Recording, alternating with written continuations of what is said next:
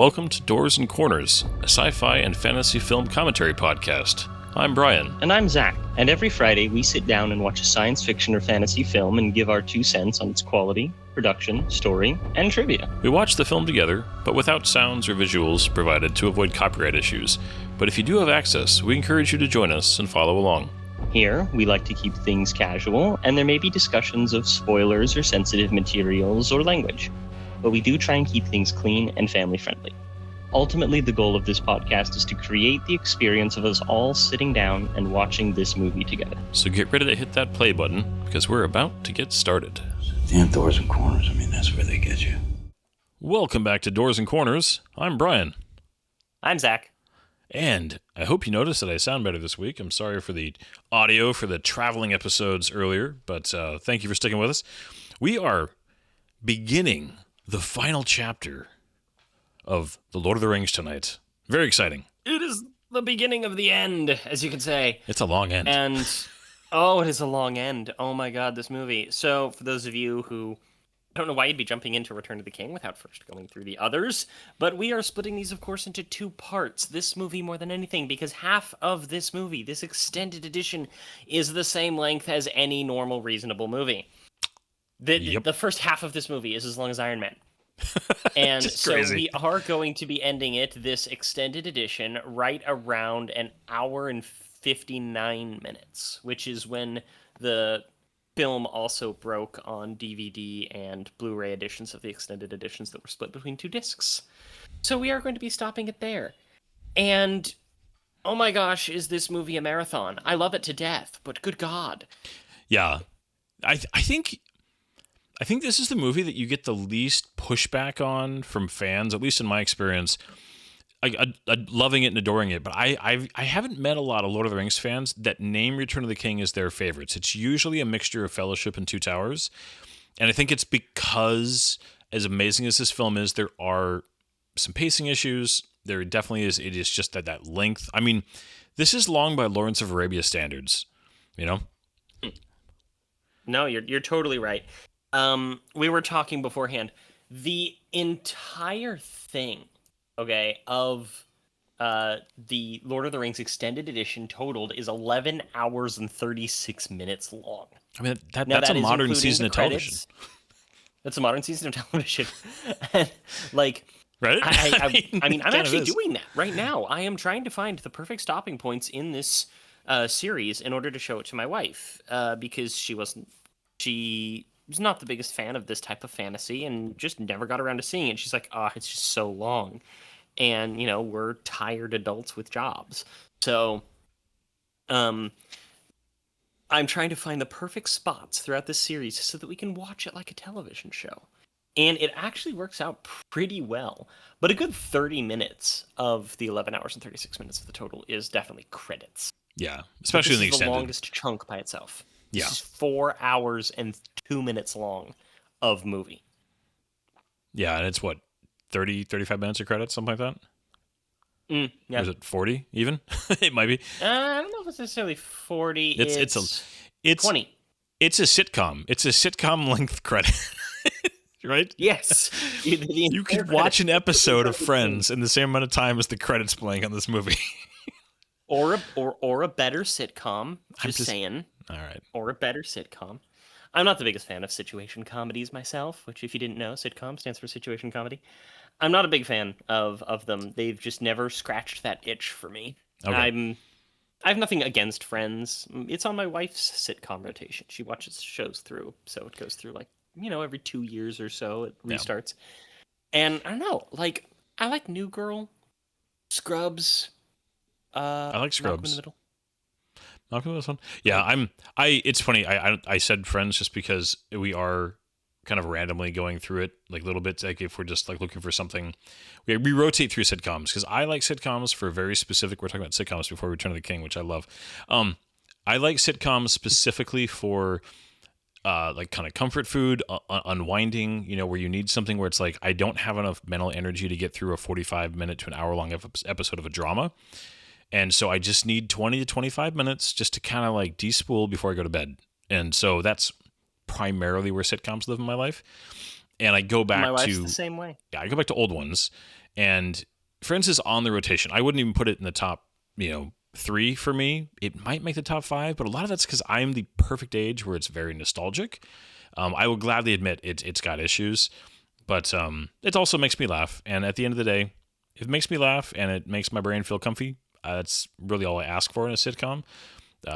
Except for the best sitcoms do more than that. I'm a hardcore defender of the best sitcom ever made is MASH. I will argue that to the ground with anybody who wants to. I thought that it was Frasier for you. No. Frasier's second, but MASH is number one. And it's funny because that's people think, oh, that's kind of a hot take. It's like it was one of the most popular shows in the history of television. It's just lasted longer than the war it was based on. It did, and its finale is still the most watched scripted piece of television in history. Everything that beats it is like sporting events and other things, but other things aren't scripted. Anyways, I do like sitcoms, but it is amusing that the credits for this are that long. The part of the credits though, next week when we get to them, that I do want to sit through is the fantastic Alan Lee paintings that come over that final song. It's just that is such a beautiful piece of credit work. It's so pretty. The music is great. And I love that it goes through like the whole cast. Like it's not just the main ones. It's the secondary characters, just the amazing actors that played them. It's like the last little nod to the visualization, the artistry that went into visualizing this world and the characters in it. And I just love it. It's just such a little bit of love letter at the very end, and it makes me emotional in a good way. Right? No, it's really good. I have an important question for you before we get started. Go for it. I have an important question before we get started because talking about this during the movie would probably be intrusive.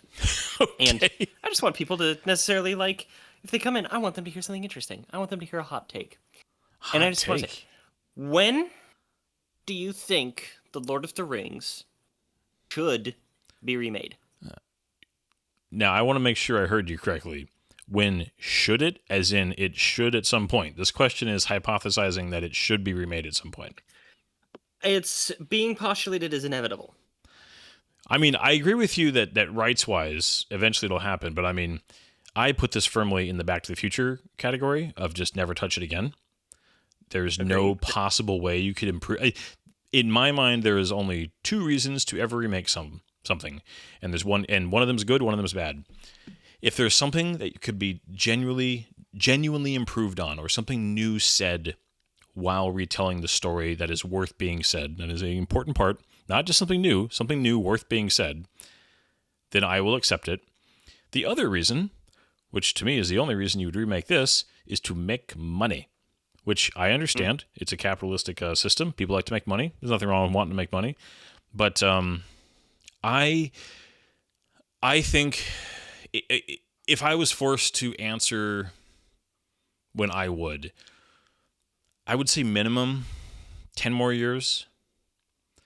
I would want like technology get to the point where you could do. This is one of the considerations for me. I would want it to be far enough down the road that you wouldn't be tempted, because the monetization of nostalgia is such a real and I kind of hate it thing. I would want it to be far enough down the road that you couldn't bring back any of the cast, that you really would have to start over and completely do it from scratch. Sean Bean's not playing Denethor or anything. Yeah. And you're not doing some kind of, you're not doing a CG, remake of something. I don't know.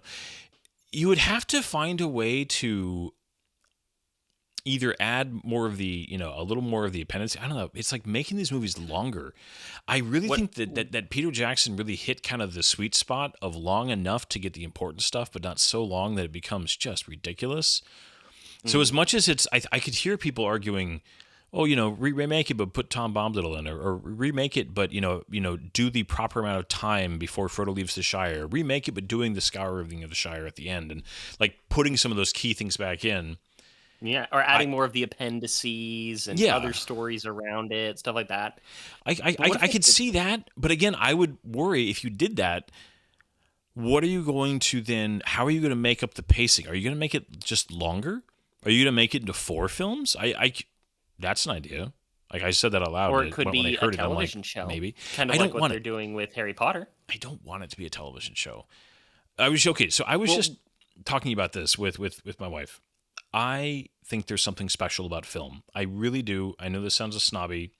I love television. There's so many television shows that I adore, but I think there's something special about a movie, about a film, that you go to the theater, that it is written to be a film, and not like a modern season of television, which is written to be one big long film split into 13 parts. I actually kind of hate that. I think that's part of what's ruining television in some ways. Not that there aren't exceptions, but for the most part. Yeah, because I think Harry Potter is actually a really good idea to make that a TV show. That way you're able to get the stuff that's actually in the books and really be able to expand on series of books. Was it 7 or 8 books? 7 books. And dude, if they do this right, it's going to be really good because there's so much personality in those books that can't be explored on film.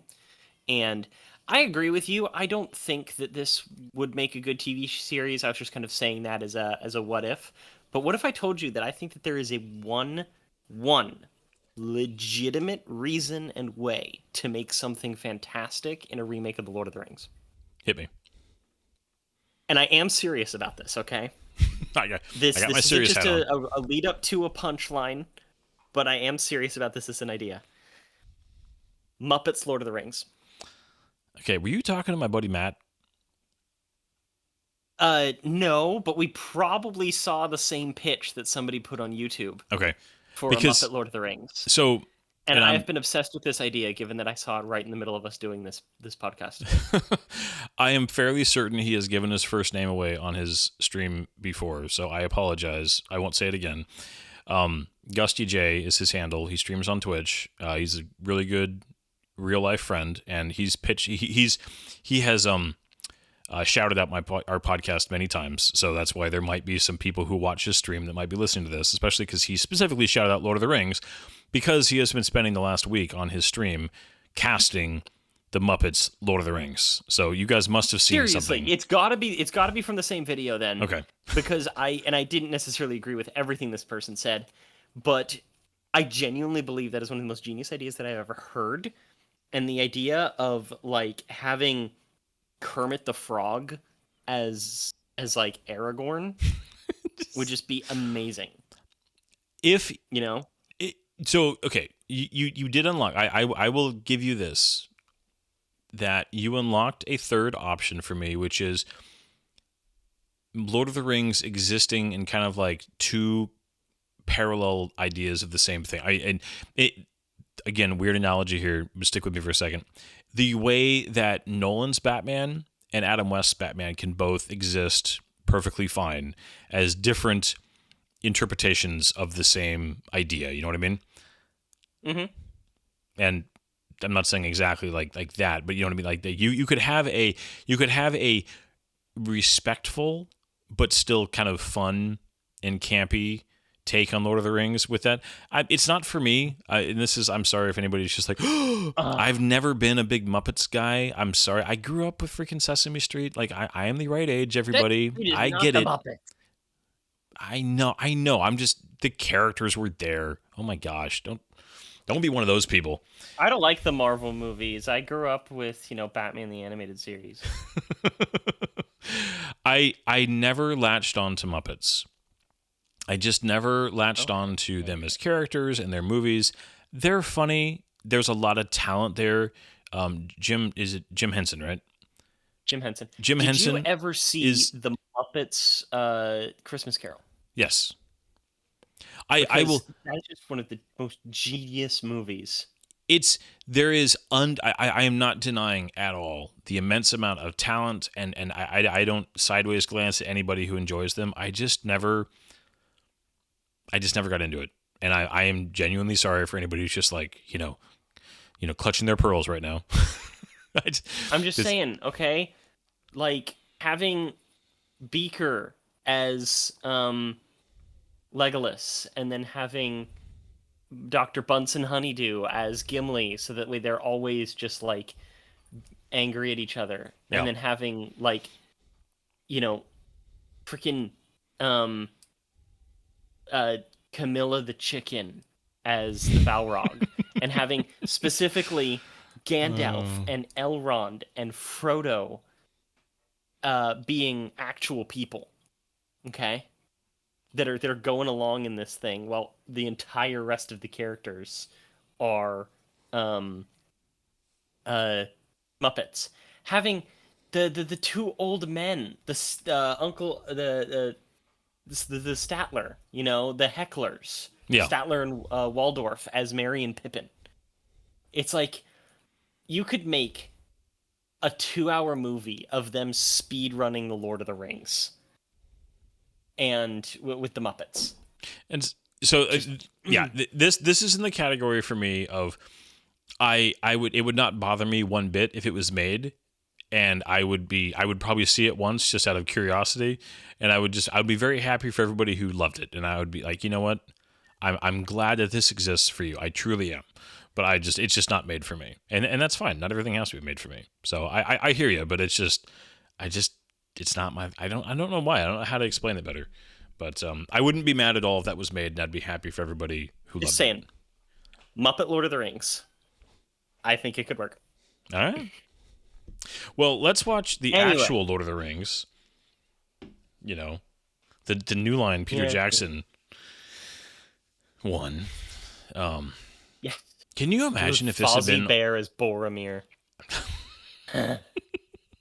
Sorry, continue. I'm just every now and then I think of if they had stuck with trying to condense these down to 2 films, what that would have looked like. It would have missed so much. It would have looked awful. Yeah. But why don't you give us a quick catch-up on the cast and crew for The Return of the King? Oh my gosh. So this is The Lord of the Rings, The Return of the King, the 3rd installment of the trilogy. And, of course, it was directed by Peter Jackson, written by Fran Walsh and Philippa Boyens, an adaptation of J.R. Tolkien's classic epic. Oh my gosh, I don't think I can go through this entire cast. Is there anybody new and notable? This is going to be new and notable would be like John Noble as Denethor coming in. The return of Ian Holm, of course, but you just kind of need to mention people like Ian McKellen and Billy Boyd, Orlando Bloom.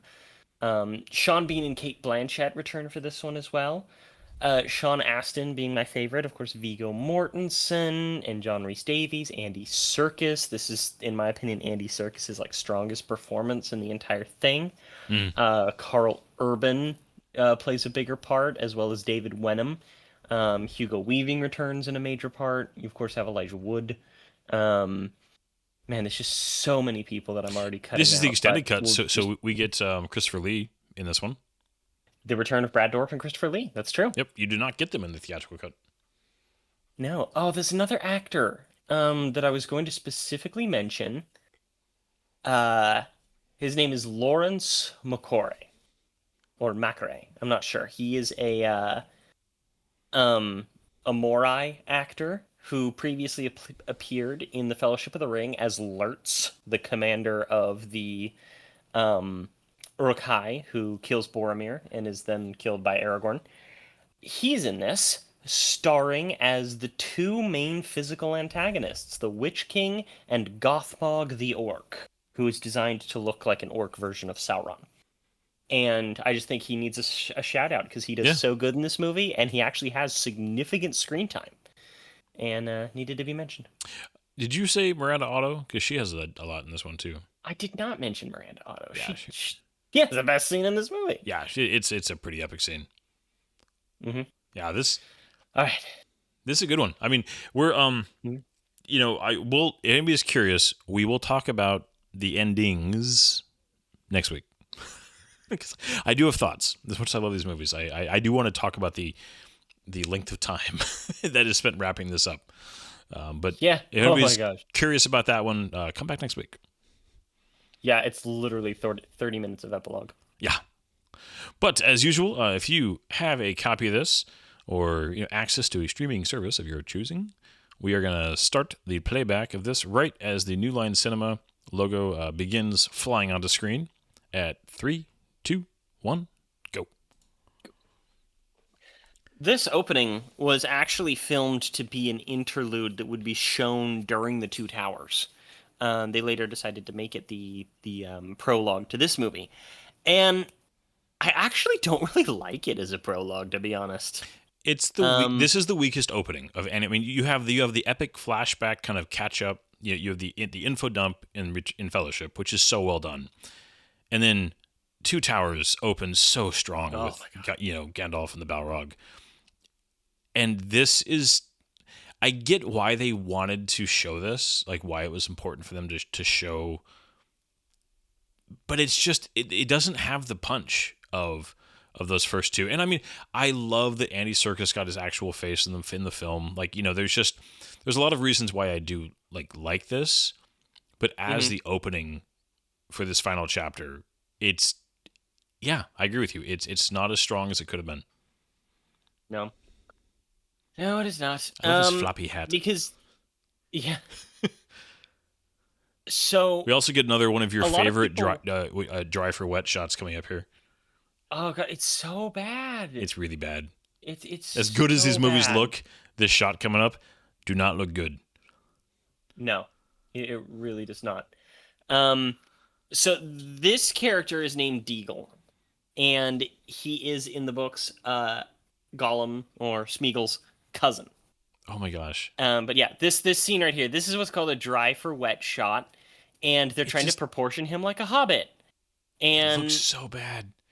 It's the worst special effects in the entire movie. It also just it breaks the physics of being underwater. This is not how it works. I mean, you have this iconic shot. I mean, the hand grab in the ring, that shot really is straight out of the book. I mean, that is how it's described in the book. So I love that they did that. But him stopping and floating and blowing bubbles and it looks so bad. Sorry. Yeah. You were saying the same thing. No, you're totally right. So there's so many layers to this entire situation that you can't really go into. One of the things is that hobbits are afraid of water deeply. They don't swim. They can't swim. They hate boats. They don't even like bridges because they're too scared to build bridges. And Smeagol's hobbit people were distinctly different. Because they were the boating hobbits. They were the water hobbits, which is why they're so far away, actually, on the eastern side of the Misty Mountains. And so that's why they're so far removed from the Shire. Just fun trivia for you there. Yeah. And a lot of people think that Deagle is supposed to be because of that line, they give it to us, Deagle, my love. There's some people who actually think he's supposed to be gay. I found out in the modern day. But it's supposed to be his cousin.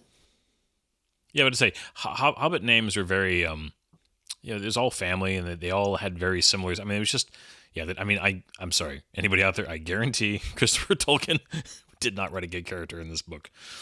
But Christopher Tolkien? Sorry. Jared Tolkien. Jared Tolkien. That's his son. No, because it's a line from the book, because that's the way that he would refer to stuff. That's another one of those scenes where they actually had the ring that was oversized and really big in order to get the perspectives proper. Yeah. Yeah. I mean, they do a good job of the intensity here, and I mean, Andy Serkis is definitely given it. He's They try, but it's just, I don't know. You look at this scene, though. It's so effective to make them look like small little people with the oversized raggedness of the edges of their clothes and adding the oversized feet. Mm-hmm. It's such a good optical trick that makes them look like little people. Yeah. Well, that and the tree next to them is proportionally just big too, even for a tree. It's again, the practical effects work is so good, but an underwater shot. No, that was really bad. It's just bad. But yeah, so this whole thing with this murder is pretty you're right. It's not nearly as epic, and it is the worst opening of the movies, but it's still a very effective one because it's it's hobbits and they find this thing, but it's just oh. No, this guy just straight up murdered his cousin. Yeah. And if you go into this with no context of anything going on. And the whole Deagle, my love thing, you're like, oh, dang, this dude just, like, killed his boyfriend for a ring. The backstory of Gollum, though, in this, he actually started to be known as a gossip. Because what he was doing is he was wearing the ring and running around and sneaking into people's homes and going through their stuff. He was already like a kleptomaniac and had a reputation of being a thief and a spy and a sneak. I always feel bad for this fish. Right? This scene right here, such a visceral effect. I'm like, did they actually have him biting into a fish? And no, it wasn't. It was not latex, but it was a stretchy material put over fish meat. This is a good shot here, though, of like him going to the mountain here. I do like this. The wide shot right before this, where they kind of show him just the transition. You know, you can tell this is all practical still, prosthetics and stuff. This scene's weird. It's like the normal eyes, and it's like he just like blinks and evolves new eyes. It's really strange. The eye thing is a little bit weird there. I guess I was thinking, I didn't think about the eyes, but generally speaking, I do like them. I mean, like you said, I wouldn't have picked that to open this film. I am glad that they did get that story in here. That they did get a little bit of Gollum's backstory. I think that is important. It's just an odd way to open it. Yeah, and then you immediately go into this situation, and you're kind of seeing a similar color palette to Elijah Wood in this scene that you saw with Gollum at the beginning, or Smeagol. Yeah. I may be able to hear my cat sneezing on the recording here. Bless you, Luffy. This definitely, I think this is Elijah Wood's best film. Also, yeah, I think that it gives that the acting that he does to kind of just show the weight of the ring, the consuming nature of the ring. You know, Gollum kind of getting into his head more and more is genuinely effective, which makes Sam that much more effective. You know, kind of playing off of it, because I think in Two Towers, there's some genuinely good moments with Sam and Frodo for sure, but Two Towers is really Aragorn, Legolas, and Gimli's movie. It's such a good the three of them film, and this movie I think it does a better job of balancing really good stuff. This is the Hobbit movies, more than anything, because this really expands on like Mary had some really good stuff in the last one, but this is this is Frodo, Sam, and Pippin's movie more than anybody. Mary has some really good stuff, and Aragorn has his scenes. They all have their scenes, but this is a movie of the Hobbits, even though it's the one that's actually named for Aragorn. Yeah, I was just thinking that, like, it's called Return of the King, but the right. Well, I mean, he had a lot of trouble naming this movie. Similar with Two Towers. Sorry, book. J.R.R. Tolkien had a lot of trouble naming this book. Yeah. He thought about naming it The Last Battle. I mean, it could have worked. I mean, I remember in an interview, one of his interviews, he's like, I don't want the title to give away the movie, to give away the story. Journey Home. I love that. Just the War of the Ring was the big one, and the end of the Third Age were possible alternates. Yeah. Like very famously, when he first started pitching them to stuff, it was The Ring Sets Out, The Treason of Isengard, and The War of the Ring. You could see that. Thing. Yeah. Yeah. The Ring Sets Out. What a title. I love the just the imagery here. The kind of just matte paintings mixed with real stuff, mixed with CG. Yeah. Great. Well, also just the that just they're getting close to Mordor. It's such a stark contrast between the lush green, of the Shire, and then you had Lothlorien being so beautiful, and just the marshes were just damp, and just like you kind of get a little more just kind of this dead space. I think that's one of the reasons why this movie isn't as beloved as well, is that its color palette is a lot more muted. There's such great colors and real settings and like There's a shot on right there, by the location way. stuff in the first two. Or I think against the mountains there. It just looks so good. And again, lots of really great miniature and bigature work. Yeah. I also love that the forest is still right there up against Isengard. Yeah, they even specifically designed it so it looked like those trees had actually moved in recently, and there's still all this debris and rocks around from them rooting themselves there. Because they're just like, they went right up to Isengard's doorstep. This scene of them greeting the party and including a lot of the dialogue that they use here is right out of the book, though they were there in armor acting as guards, not as just stoners eating and partying. Oh, it's great. The whole thing. I love Gimli's reaction here of just everybody's happy to see him, and then the reaction to food, just like and smoking on a field of victory. But this whole opening here with these characters, as you're finally seeing the Fellowship beginning to reunite a little bit, and they'll splinter apart in the near future here, but I love this whole scene. So much character, and it was so brutally chopped up in the original cut. This extended version, it's the best. I love this. I love too just the idea that Treebird's like, this tower is a little different. I can't really, I can't do much against this tower. Yeah, just the idea. I mean, that's actually one of the things is from the books is that Treebeard and the Ents wanted to knock Orthanc down, and they tried, but they couldn't. It seemed to have been grown out of the mountain itself. Because the Orthanc was built by the Dunedain, right? I don't actually know the history of Orthanc. Now I'm gonna have to go chase that down. I'm pretty sure it was built by the ancient men. Yeah, with a healthy dose of magic. This is one of the most famous scenes from a behind-the-scenes point of view. Let's see. Yeah, built by the Dunedain. Good job. Thank you. I love it. I was looking. Sorry, I got distracted by his armor.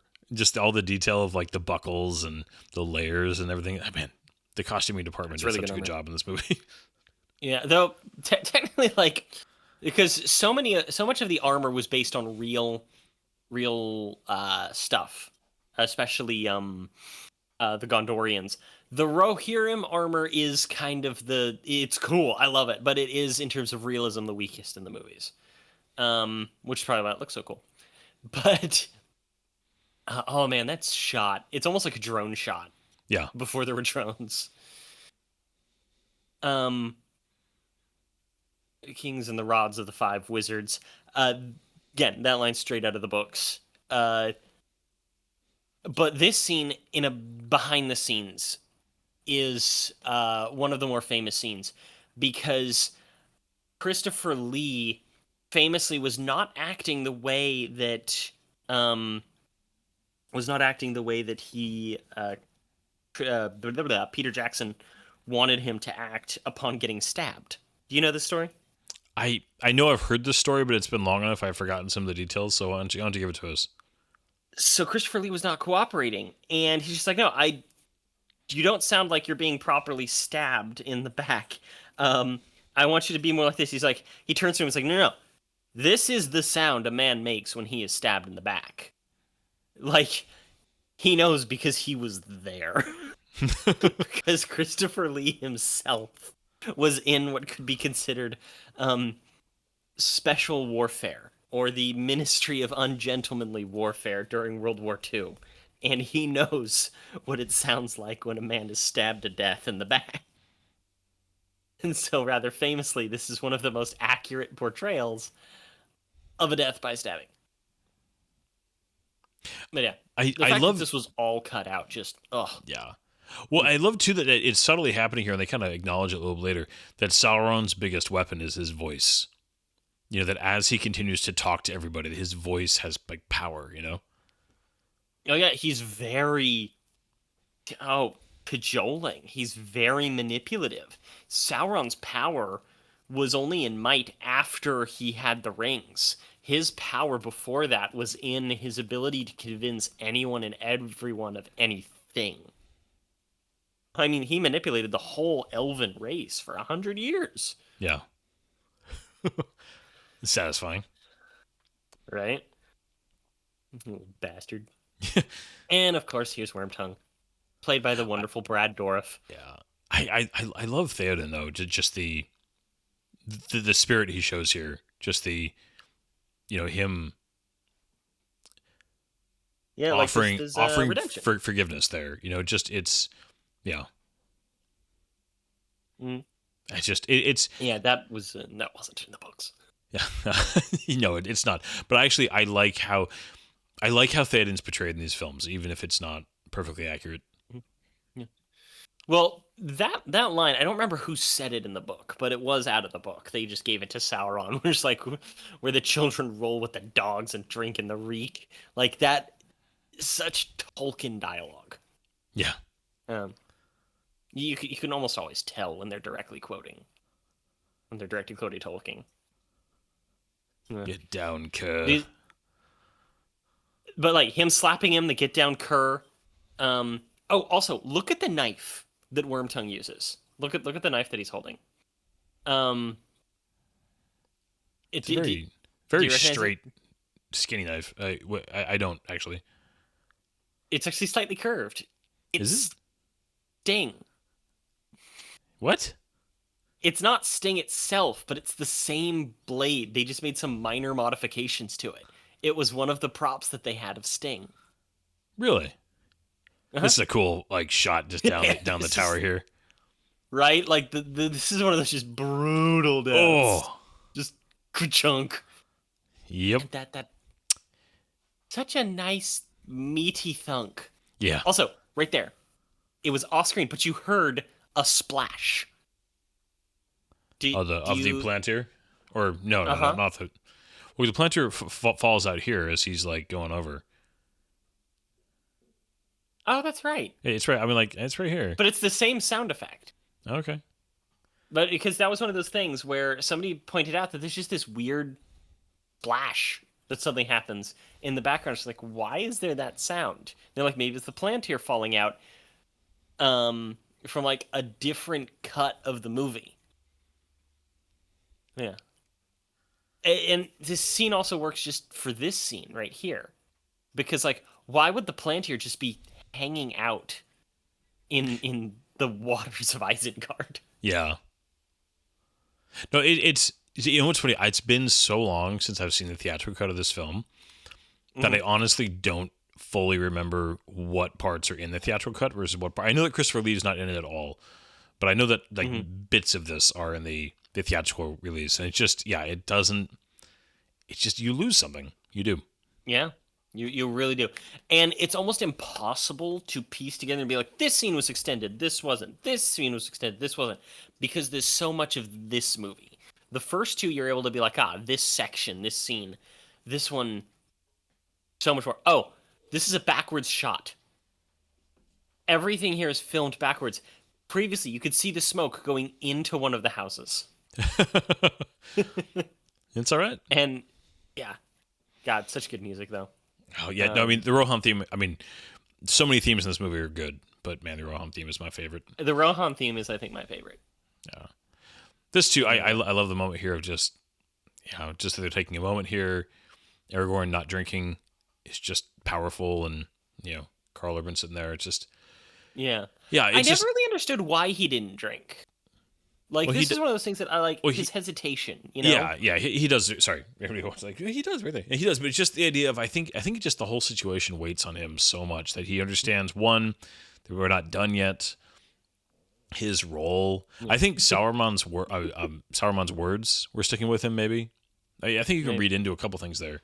This whole sequence, though, is so much fun. Oh, yeah, this is, of course, totally added, but the drinking game between Gimli and Legolas is just...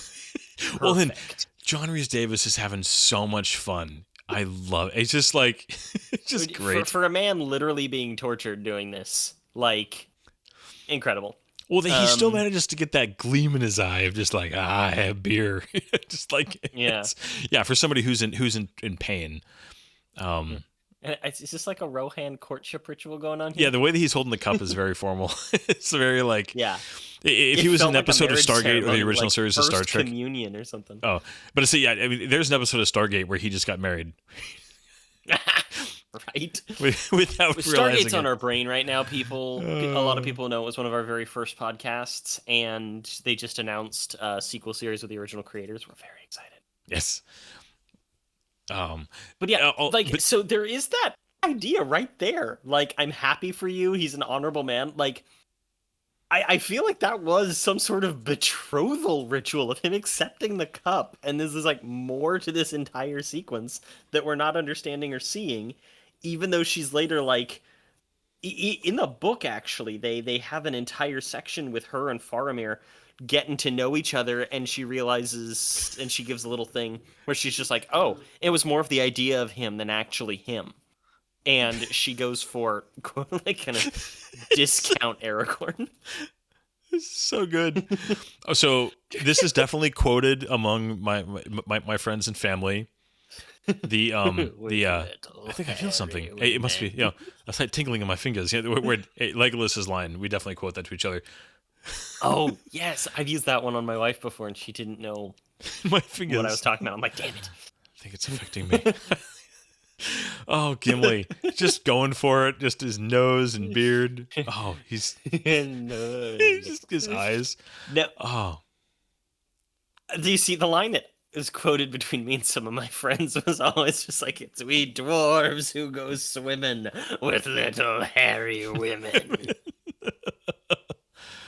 Oh, a little bit of a... Look at the compositing here, though, because they're edited in there.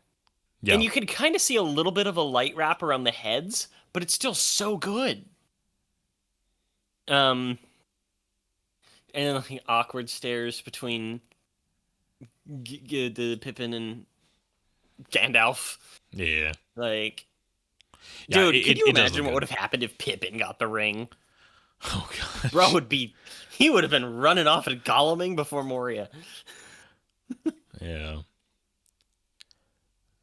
There's definitely a little bit of, and this is, I again, we brought this up, I think, in all the movies. These films are really good at having exposition happening in a time that seems natural, where it's not just the movies stopping so they can talk about stuff and catch people up, because there is, like, amongst the celebration, the people who really understand the full weight of, what still hasn't been accomplished and what still is out there, and just that they have the full picture that weighs on them, and they would find each other to talk about this. And this is a setting where it also works well in a dramatic sense to be juxtaposed against the celebration. It's good. It's good stuff. Could you imagine being in their situation, though? They just had that battle, and there's all this stuff going on, and they don't even know if the ring bearer is alive or dead. Yeah, they have no idea. Mm-hmm. Man, in this movie, there's close-ups of Gollum's face. The CG holds up so well.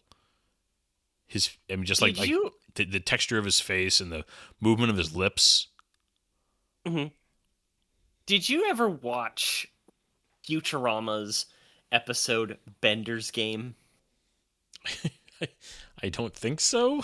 No, I'm worried. So Bender's Game was actually like a TV movie. Obviously a joke name on Ender's Game. Except that it's more about the character of Bender becoming obsessed with Dungeons and Dragons, and there's all kinds of science fiction shenanigans that leads to everybody existing in a Lord of the Rings like fantasy and going through it, or it's more like a holodeck thing from Star Trek, and have an entire parody of this scene because they have to destroy the 20-sided die of power, because it's a Dungeons and Dragons Lord of the Rings thing. And the character of Fry is slowly transforming into a golem-like creature because he's obsessed with the Dodekalicious as they go to return it to the molten plastic in which it came. And he has a conversation with himself like this as he's turning into a golem-like creature, except it suddenly turns into his alternate self turning into a knife salesman to convince him to murder his friends in his sleep with this brand new knife he found. Oh, goodness. It's like watching one of the old infomercials where they're like, oh, for 2 easy payments of $29.99, could you ask for a better weapon to disembowel your friends in their sleep? Futurama. That's all I think about when I see this scene. Oh my gosh. Futurama was one of those shows they also that I was gonna say, I've only seen a few episodes of it, and I totally understand why it's beloved. It's generally speaking not my kind of humor, but I also understand why it's just, so beloved. And it has such a great balance between stupid humor and smart humor. I love it. But like in this we have orcs. In that one they had morks with an M. And they were a joke on the old Robin Williams character Mork from Mork and Mindy, and so all of the orcs were like rambling, angry versions of Robin Williams. And Minas Tirith was called White Castle, and it was a giant toilet. Oh gosh. Okay. It was great. Anybody who likes The Lord of the Rings should go watch Bender's Game. And I might have one to character now. who was accidentally reimagined as a female version of himself, so they call him Hermaphrodite. Oh gosh. Okay. Oh. I know, it's awful. But yeah. Okay, so I giggled over this really important scene. I have to say, like, this is like, well, I was going to point out a couple things. One, the effects work of his face in the water, and when he drops the rock in, the ripple, one, just over his face, how good it looks. And then the reveal of Sam, it is in a very effective way to make that transition.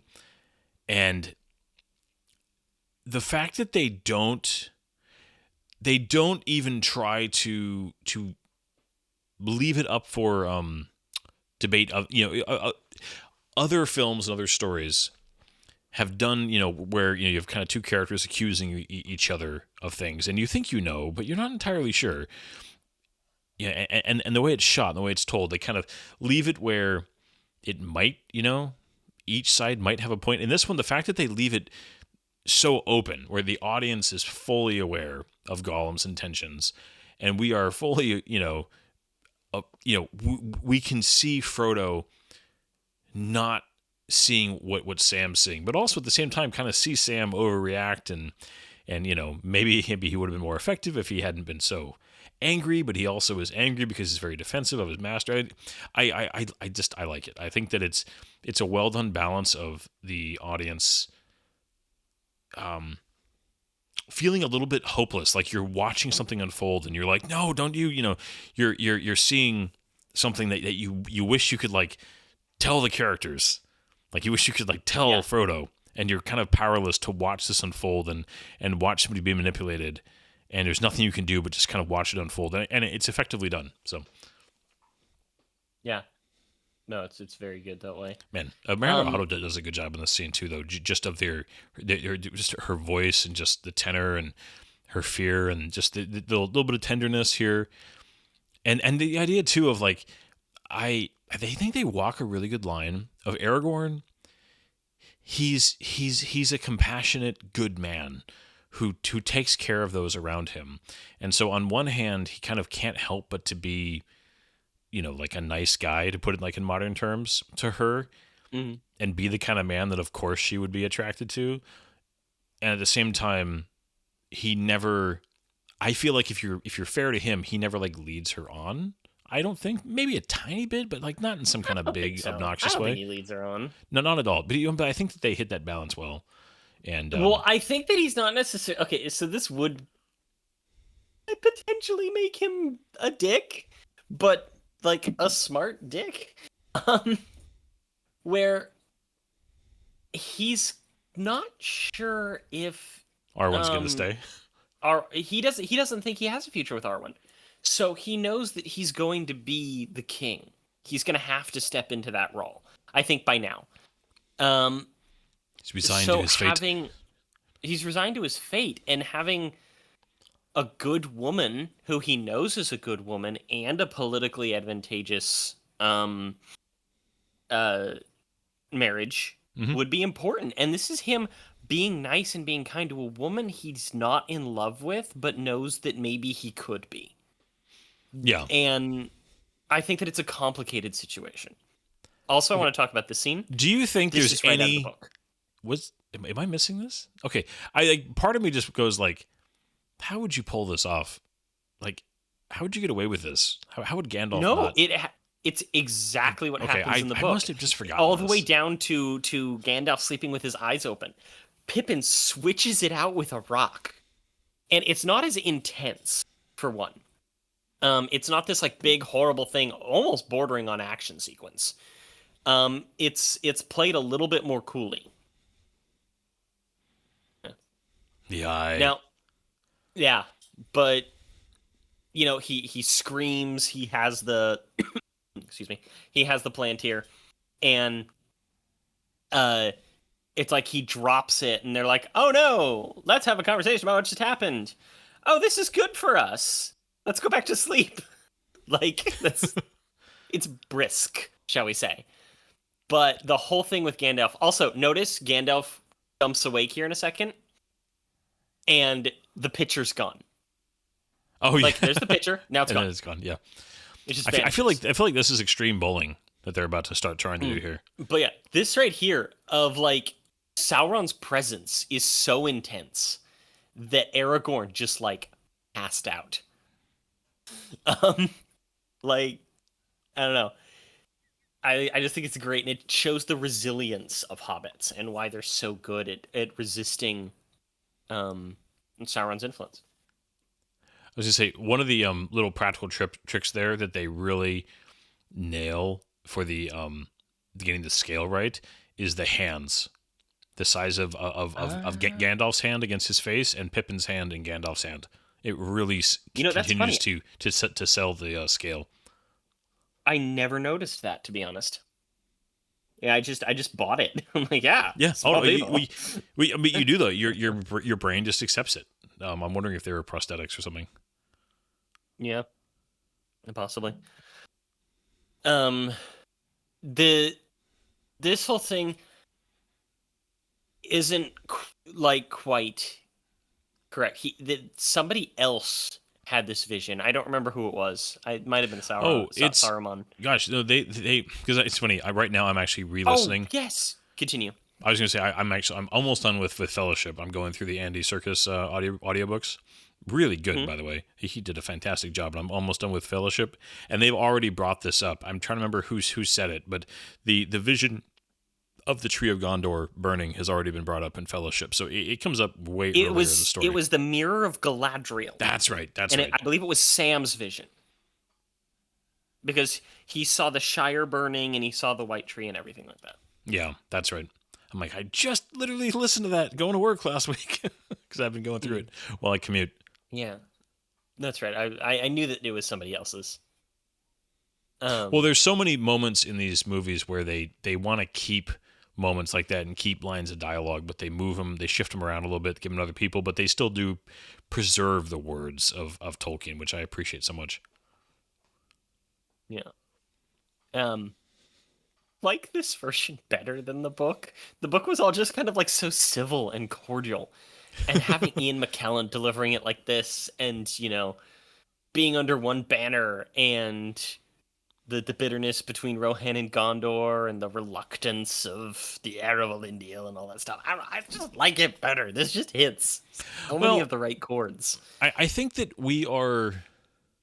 I think this is where, too, culture and what culture desires out of entertainment has just shifted so drastically in the 40 years between, you know, these movies, 45 years between these movies being written and Tolkien publishing these books, that we want a little more conflict. We want a little more, you know, dirtiness to the story. And that's just something that just changed over time. I mean, I don't think there's an objectively good or bad thing. I think that's just something that just culturally really shifted. And it's the kind of thing where an adaptation that you want people to want to see needs to be tweaked to a certain extent for the audience of the time. And as long as you're respectful of the source material, I have no problem with that. And I agree with you. I think that if they had gone for a super straight adaptation of a lot of the things where it was just very neat and everybody just kind of accepted things and moved on, and there wasn't a lot of superstition or not superstition, suspicion and mistrust, it might have been more true to Tolkien's vision, but it also would have just been less interesting to people of the 20th century. So, yeah, or the 21st century. Oh, what was it? Did I sent you a little short, a YouTube short, explaining the differences between Aragorn in the book and Aragorn in the movies? Yes. Did you watch that? I did. Because that perfect. He's just like, oh, I'm the Ode of Gondor. I'm helping out. All right, I got this. You're all good. Oh yes, I have this sword. It's on my back the whole time. I'm gonna go be king, because if I'm a king, then I can marry this elf's daughter, and he won't be mad at me anymore. All right, you guys have a good one. Yeah. Yeah. I do love this little moment between the two of them of just mixing them up. It's just and it's a serious moment of them saying goodbye to each other. Yeah. And there's that line. Yeah. There was the meaning of haste. That was used in the Two Towers in the book, but they moved it over here, and it's just fantastic. Yeah. This puts guard like twice. It's like, dude. There's a specific guy. I don't remember what his name was, but there was a guy that they had on set who was insanely tall. Who they would use him for the Hobbit shots. They called him like Tall Ben or something like that. I remember something Big about Ben. Yeah, I do remember him in the all the behind the scenes stuff on the Blu-rays, but yeah, he was in so many of these shots. Well, them and the big. Yeah, well, the combination of those and then the small people who stood in for the Hobbits so often, and either you don't see their face really well, or they're wearing masks, or they do some digital replacement. That they had the Hobbits, the four actors have acknowledged multiple times just how great those stand-ins were and what a great job they did. Yeah. Are you familiar with the Flight of the Conchords? The band? Yeah. I know of them. I do not know them very well, though. No. So there's a gentleman by the name of Brett McKenzie, who is one of the lead guys, New Zealand musician and comedian. He's credited as being one half of Flight of the Conchords, and he was actually an elf in the first one, and Peter Jackson liked him so much, he brought him back for filming this part and put him in the movie with a line. And he's the elf who interrupts Arwen right here. Oh, really? Okay. Yeah, does he have just kind of a long elvish face? I guess. I never thought of it. It's a very But this year is actually pretty this kid. angered some people, by the way. This scene angered some people because Arwen gave Aragorn 2 daughters. They did not have a son. So this is just kind of like, why did they change that? Yeah, I don't get it. It is interesting. I mean, I can see, the whole, oh, here you go, elf escort. Yeah. There he is. That's right. His face does look familiar. Yeah, and he's just like, I think, I could see going, well, wouldn't it, in this type of society, having a son would be such a big deal. That's a great shot at Rivendell. That's a good comp shot too of the horse against, the matte painting. Yeah, the matte painting with digital miniatures. Enhancements. And they've begun increasing the season to show the desolation in the fall. There's His also face, dude. He has such a mean face. I love him. Oh yeah. Well, I love his costuming and his hair from the back. It just looks very, I don't know. Yeah. No, Girly. Hugo Weaving is just he's great. He really is.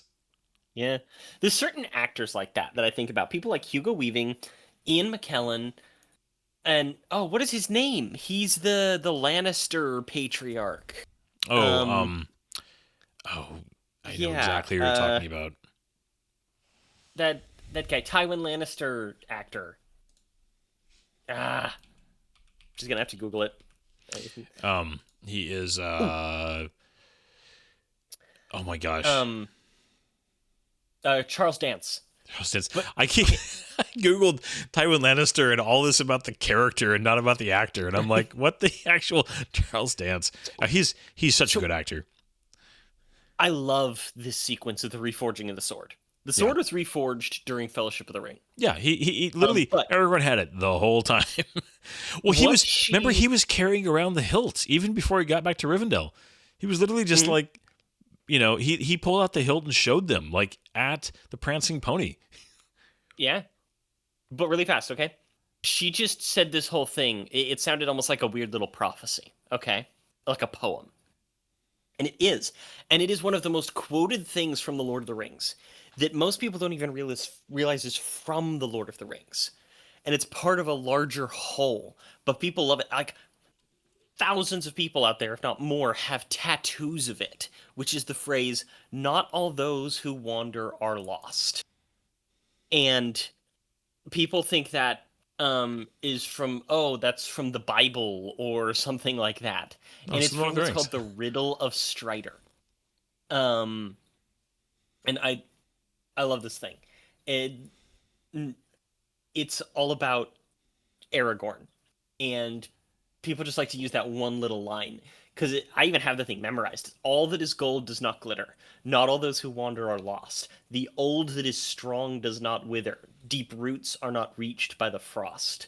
From the ashes a fire shall be woken, which is what they begin with in here, and a light from the shadow shall spring. Renewed shall be the blade that was broken, that the crownless again might be king. And it's just one of my favorite little things. I love that poem. I'd get that poem tattooed on me. I think it's great. The whole poem's a little long for a tattoo, just to say. Maybe the second half then.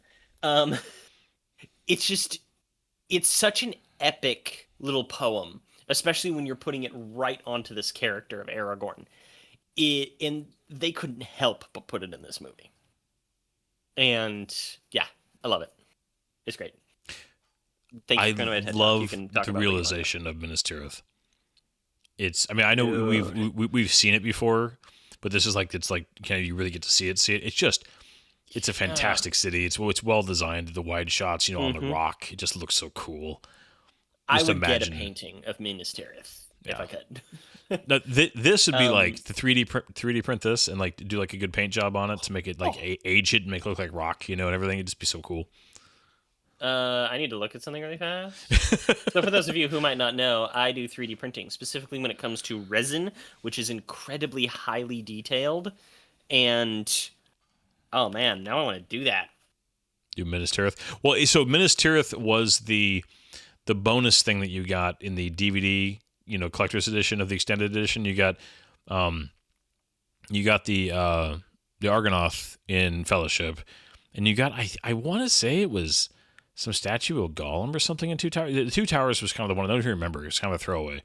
And the third one, you got this really cool, little die-cast Minas Tirith, and it was pretty cool. It is probably still on the shelf somewhere. Mm-hmm. These guys, the like honor guard with like their helmets with like the feathers. I always thought they looked really cool. Mm-hmm. Yeah, they're like the Tomb of the Unknown Soldier. The Guardians of the Tomb of the Unknown Soldier. They never leave their post at the White Tree. Yeah. This whole bit of dialogue too, just as Gandalf, just kind of like, okay, this, and then just don't talk. Shut up. If you don't speak at all. Oh man. They really hit these,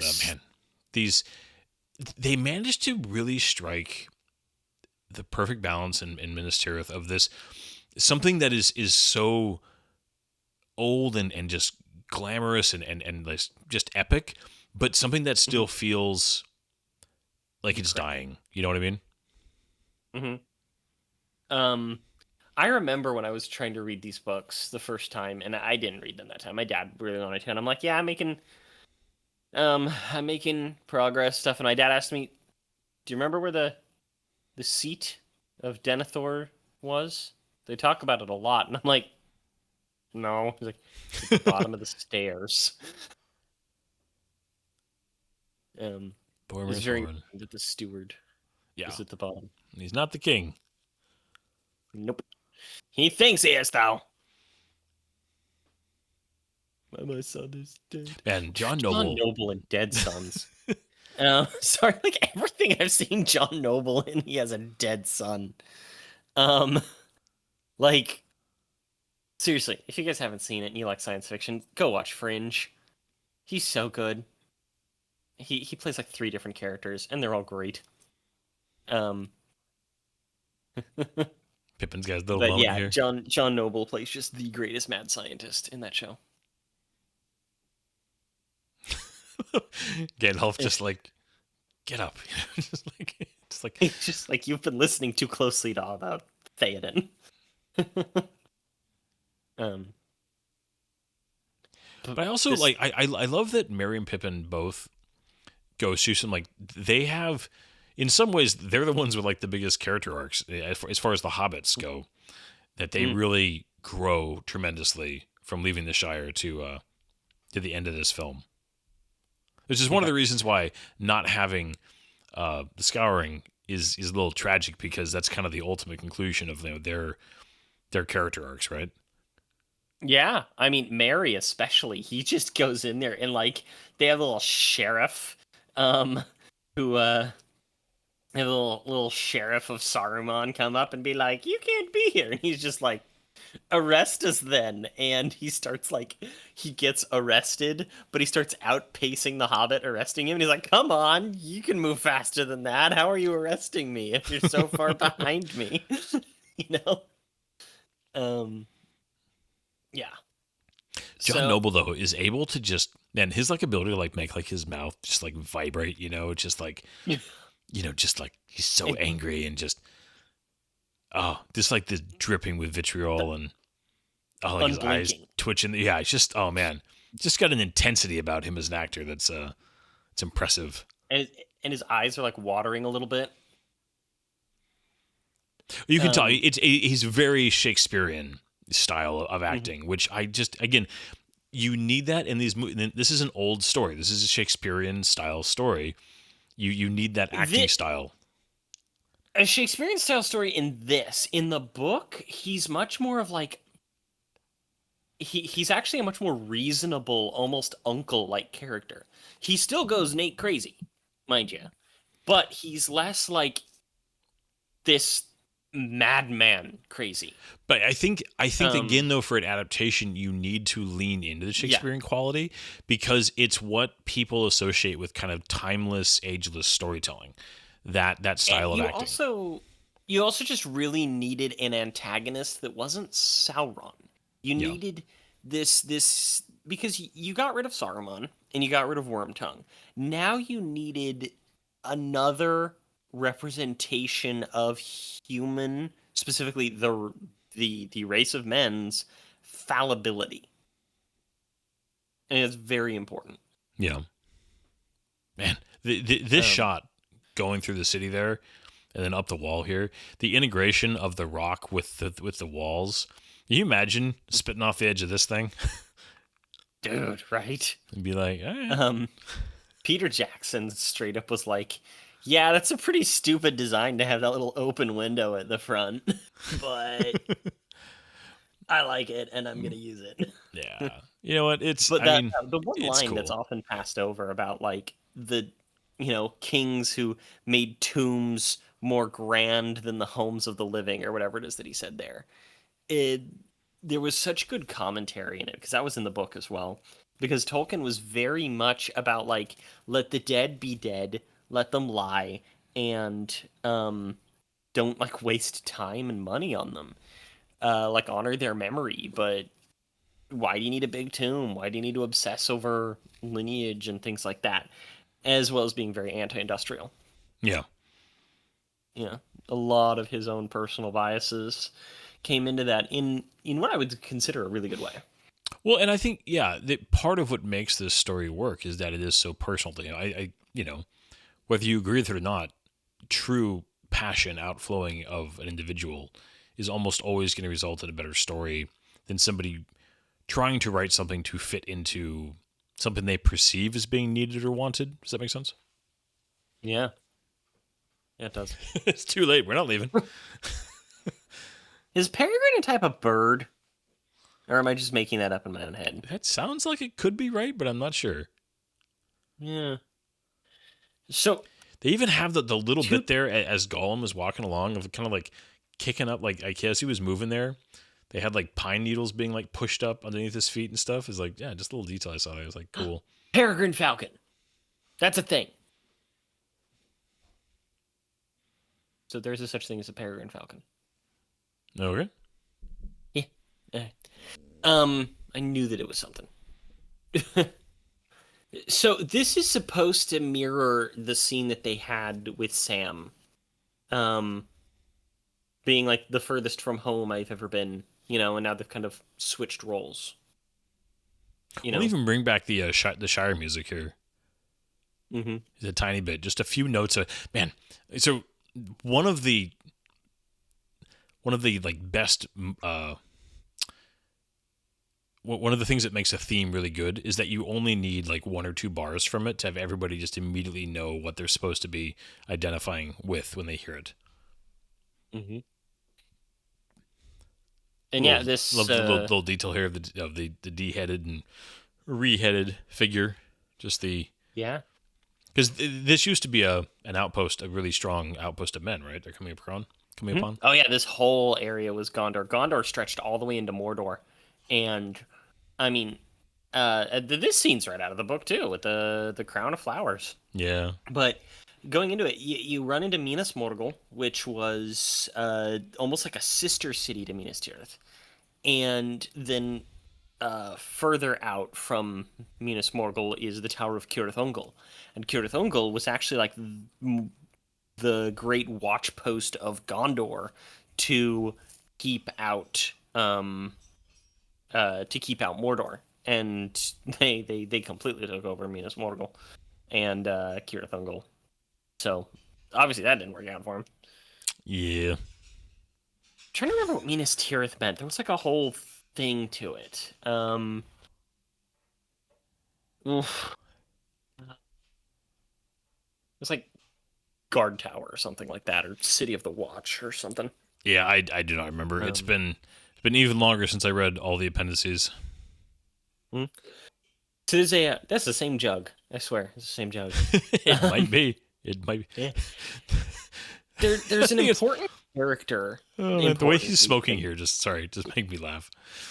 Oh, it is a funny way of doing it. There's Osgiliath in the distance, but there's this other character who's like Faramir kind of takes his place in this, where Pippin is being escorted around and shown around Gondor by this other Gondorian who actually has he's around through the whole book, and he's just straight up omitted.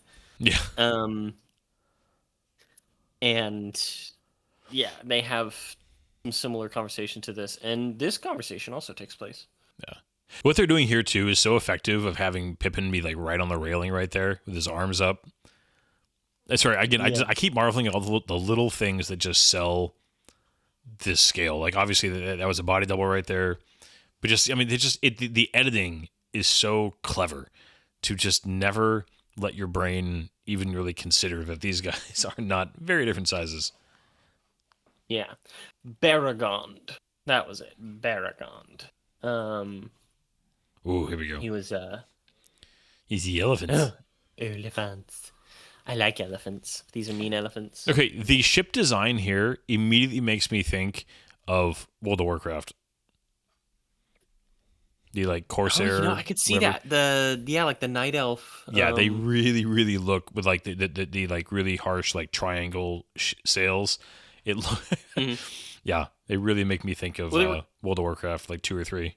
kind of trying to make these ships that don't really look like any specific nationality. Yeah.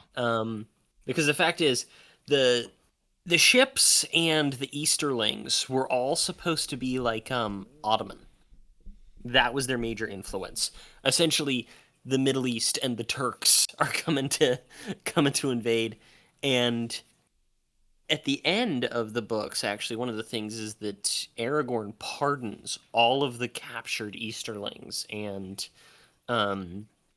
pirates and sends them back to their home places to sign a peace treaty with. And they were going to be the primary antagonists in a sequel series that he was considering. But the end of the Third Age is supposed to be kind of the diminishing of magic in Middle-earth. And he just didn't feel there was really anything worth writing that didn't have lots of magic in it. And he didn't want to counteract his previous writings. Yeah. Well, and he was also getting, further along in life at that point. And, yeah. Kind of just more in a tinkering versus, wanting to really... Well, because for him, his writing was never, a means to an end kind of a thing. It was just... He wrote because he kind of couldn't help but to write. Yeah. And it left him with lots of half-finished ideas. Right. These creatures here, man, they were described... Sorry. Go ahead. These things were described in great detail in the book. And they're just nasty, terrifying creatures. And I want to say that they were actually like real creatures and not just statues. But I can't... It's been so long, I can't remember. Yeah, it's been years since I read Return of the King. Like I said, I'm working on it. I'll be there in probably 2 weeks. But that'll be too late for this podcast. Yeah, just a bit.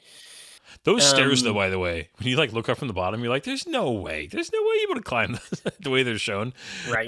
They're pretty gnarly. I think that one of the things I was talking about, because I was talking about how the stairs were really thin and really steep, to the point of where they were almost vertical in places. And I think that there was an implication that, or a brief description or something that implied that it was geological shifting in the mountains that caused them to be like that. Yeah, but this is one of the things that I think is a great way of combining stories in a narrative like this in a really effective way. They totally go to the stairs and sneak past Minas Morgul. And then later, the armies emerge from Minas Morgul, or before, one of the two. But there's no marching army. They don't see this signal and the darkness that it creates. Because one of the things that it's doing here is Minas Morgul is creating its own weather, essentially. And that way the orcs can travel in darkness or during the daytime. Yeah. Because the sun's not beating down on them. And... them witnessing this is able to tie together events so well, and it doesn't really disrupt the story. I can feel his blade. It's just cool. Yeah, no, this is a very effective way, like you said, to kind of just get a bunch of things going at once. Again, you're not betraying the spirit at all of the story, by kind of blending this together. And this is one of those things that for pacing of a film, it's a very effective way to adapt the book. Yeah.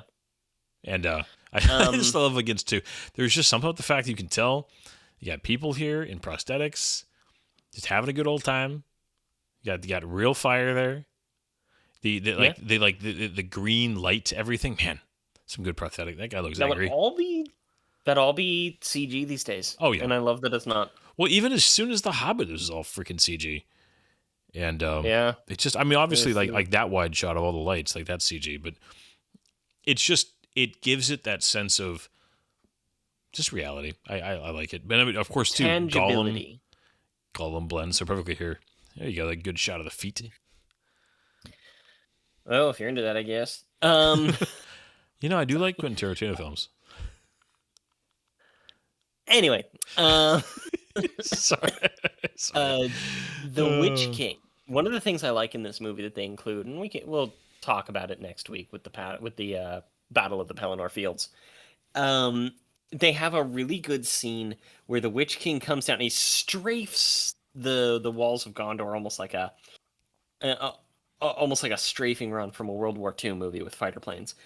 And they show that the scream of the dread beasts, those little like dragon-like things that they ride, is so loud and terrifying that it's almost like it causes panic attacks. Yeah. Man, they do. Sorry, the animation of Gollum's face, of just that, like,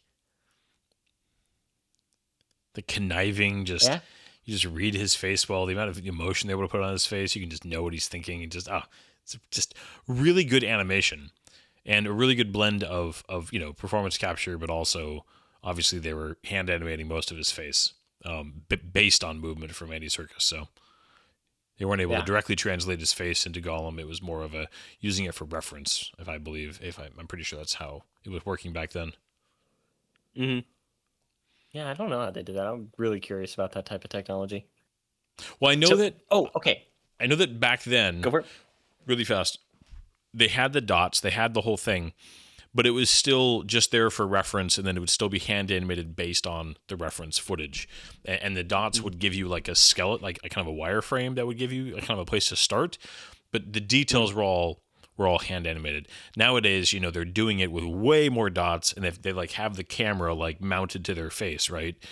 And so it's much more of a direct 3D like render of their face than it was back then. Like if you watch the behind the scenes like Avatar, right? It's very, very different than it was in 2001 when they were filming this. Yeah. Okay. So there's a thing here that I didn't know until recently, and I was pretty taken aback by that I didn't know it. There is a ranger in these scenes, and there's a specific one. He's seen handing out either bows or some sort of weapon very briefly, and he's seen in a couple of other scenes, but that's the main one. He's handing stuff out. He's this dark-haired soldier of Gondor, looks like a ranger. He is actually the grandson of J.R. Tolkien. Tiny bit of comp you can see there. Yeah. Sorry, I'm listening to you. I'm also just watching this online. There's some critiques about the special effects in this scene. Well, and that's not terrible. The crunch they were under for this movie to get it done. Mm-hmm. Yeah. I mean, especially this. Well, wasn't in the extended edition. They needed an action sequence at this point in the movie because it was getting a little slow. Yeah. So they needed there to be some action. So they did this whole sequence. It's extended in this. Yeah. But I'm trying to think. It also includes Tolkien's grandson. I think they really wanted to keep that in. Yeah. I'm trying to remember if the exact time. I want to say it was.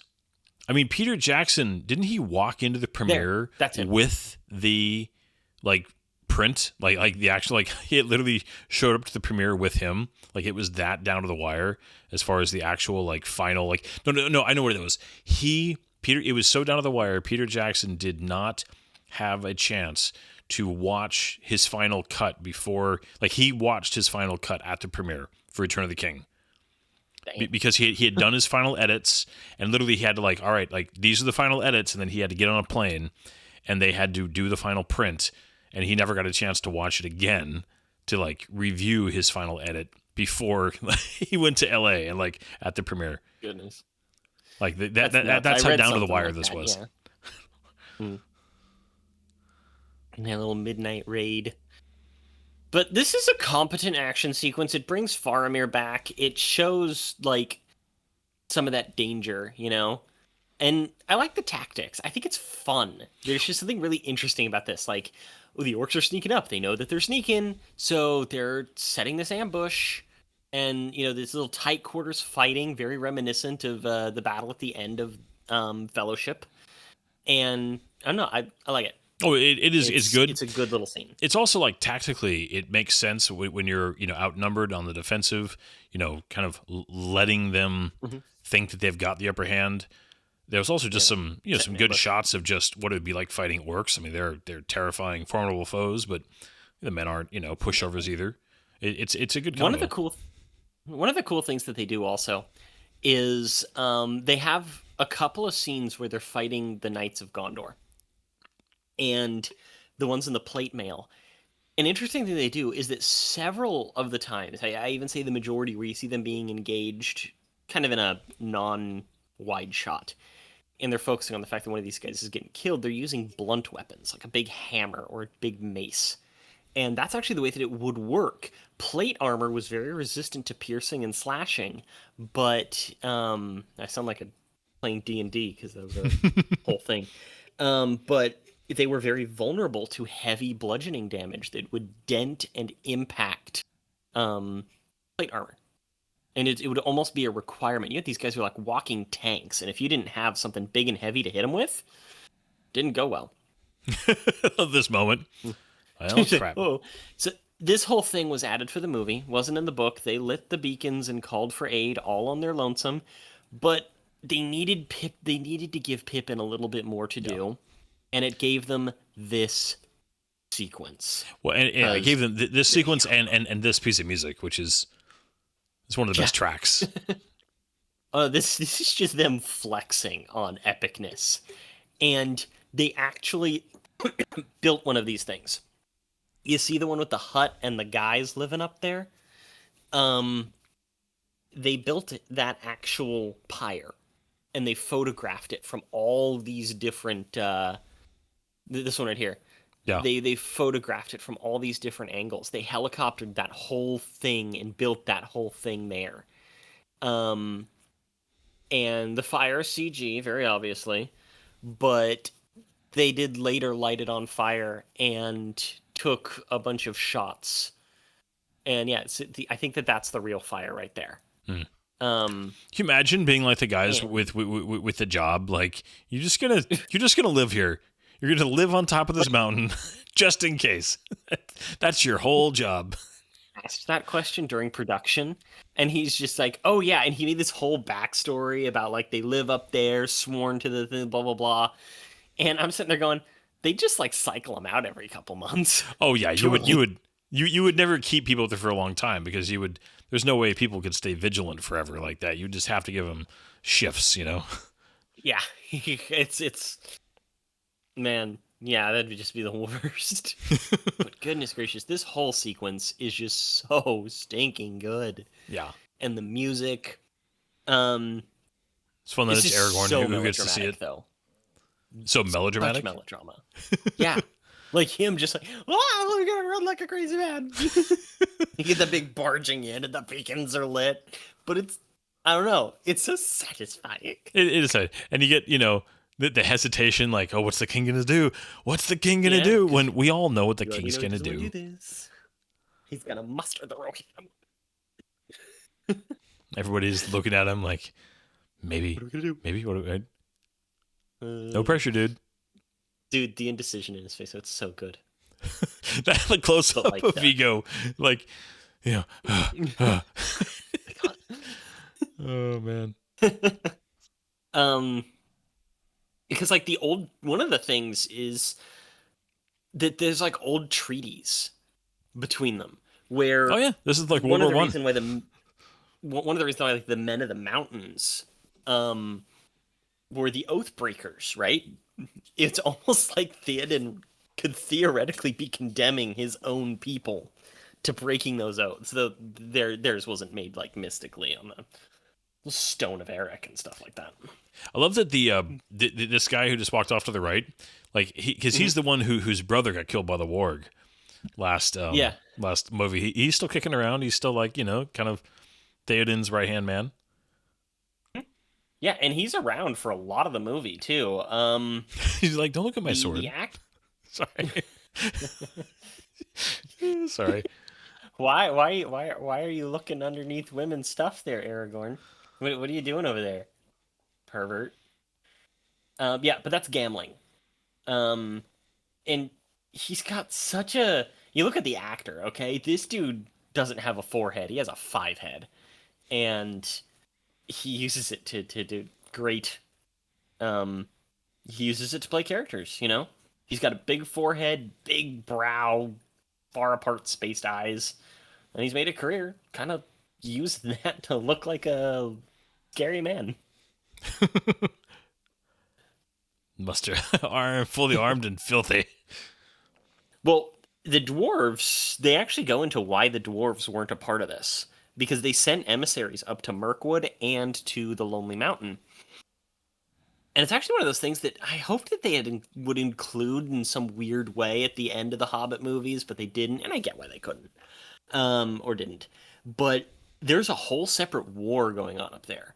Sauron sent a bunch of the Easterlings up to the Lonely Mountain to prevent the elves and dwarves up there from sending reinforcements down to Gondor. Makes sense. Yeah. And there was a whole game, I think, made about that, right? The War of the North.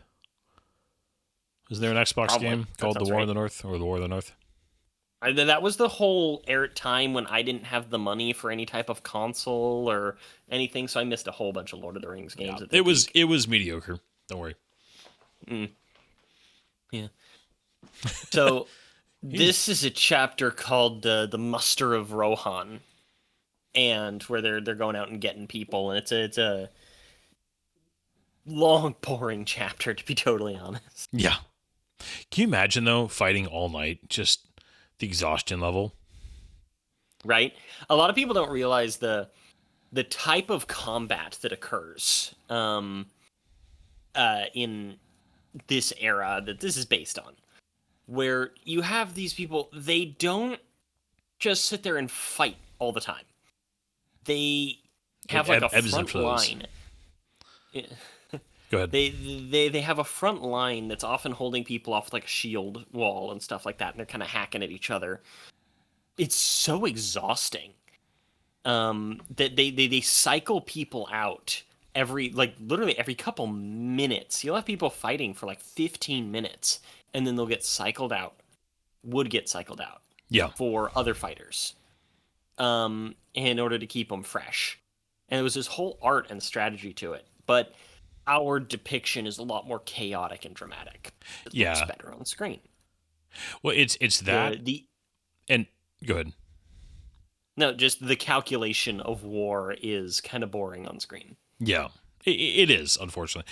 But I was thinking, one of the things that I think this is a weird thing to bring in all of a sudden, but if you watch like MMA fighting, it's enlightening that these are very in shape guys who know what they're doing, and after just a couple minutes, how much slower they're moving, because it is exhausting to be putting out 100%, just to be like pushing yourself at full tilt for more than a couple. Most human beings can't do it.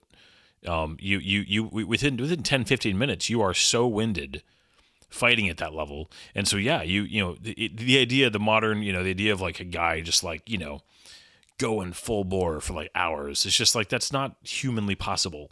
But it looks really cool on film. So that's why it happens a lot. But anyways, let's talk about this amazing scene. Oh yeah. Which is, again, right out of the book. Except I don't think he had Pippin with him. But he comes out there and like shines a light out of his staff. Wilhelm scream. Oh yeah. I couldn't help it. But we were just introduced to that orc, and it shows his hand, and it was like all warped, and it had his empty eye socket. It's Gothmog, and he's supposed to be a kind of representation of Sauron himself, with his fingers cut off and his eye missing. Like that's Sauron. Yeah. But he's used as kind of a proxy villain. Dude, did you ever? It's so weird seeing the shots that they use these days, where it looks almost like shaky cam. It looks almost like actual photography, And that scene of them following the horses, and it goes over, and there's Minas Tirith, but Minas Tirith looks like it's being filmed by a handheld camera. Yeah, well, they're giving the camera. So well. Yeah, they're giving the camera a little bit of the movement, like the audience is almost on a horse, also a little bit, which is cool. Yeah. I love this though. Seen and done nothing. Just the reveal here, and Faramir's face, like it's so good for the story, I love it, yeah, and Gandalf's immediate recognition. Like, oh, you have to tell me, like, what is? Yeah, and his just like, oh, he's so happy. Well, just that, like this. I mean, this would be such a shot in the arm of hope. All of a sudden. There's like you said, up until this moment, they didn't know. And then, yeah. Oh, never mind. This is bad.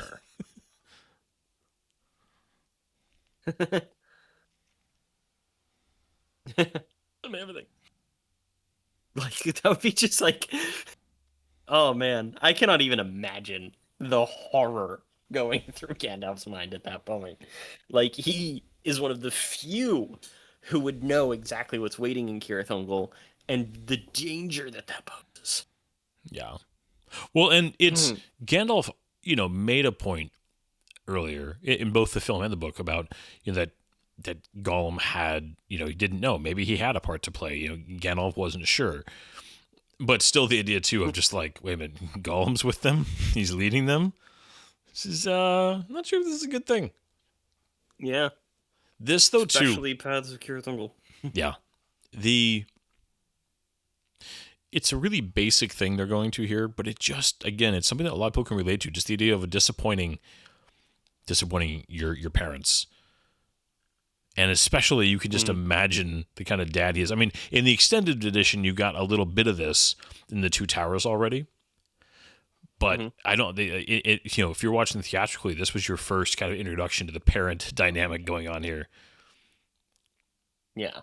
And I think that we're not even going to get to Shelob tonight in the first half? That's right. You're right. It'd take a while. For those of you who don't know or have never read the books, Shelob's lair is the end of the book The Two Towers.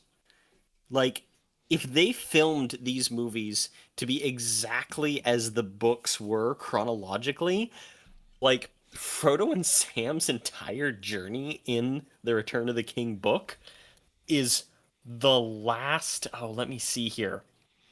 Well, it's basically after Sam rescues him, right?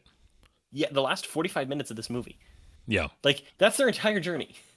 Like, what the heck, right? It takes a while. They got to get across Mordor, and they got to, they got to disguise themselves as orcs and do the whole thing. Yeah. This scene was always a little bit weird to me, with, like, Boromir's ghost type of thing.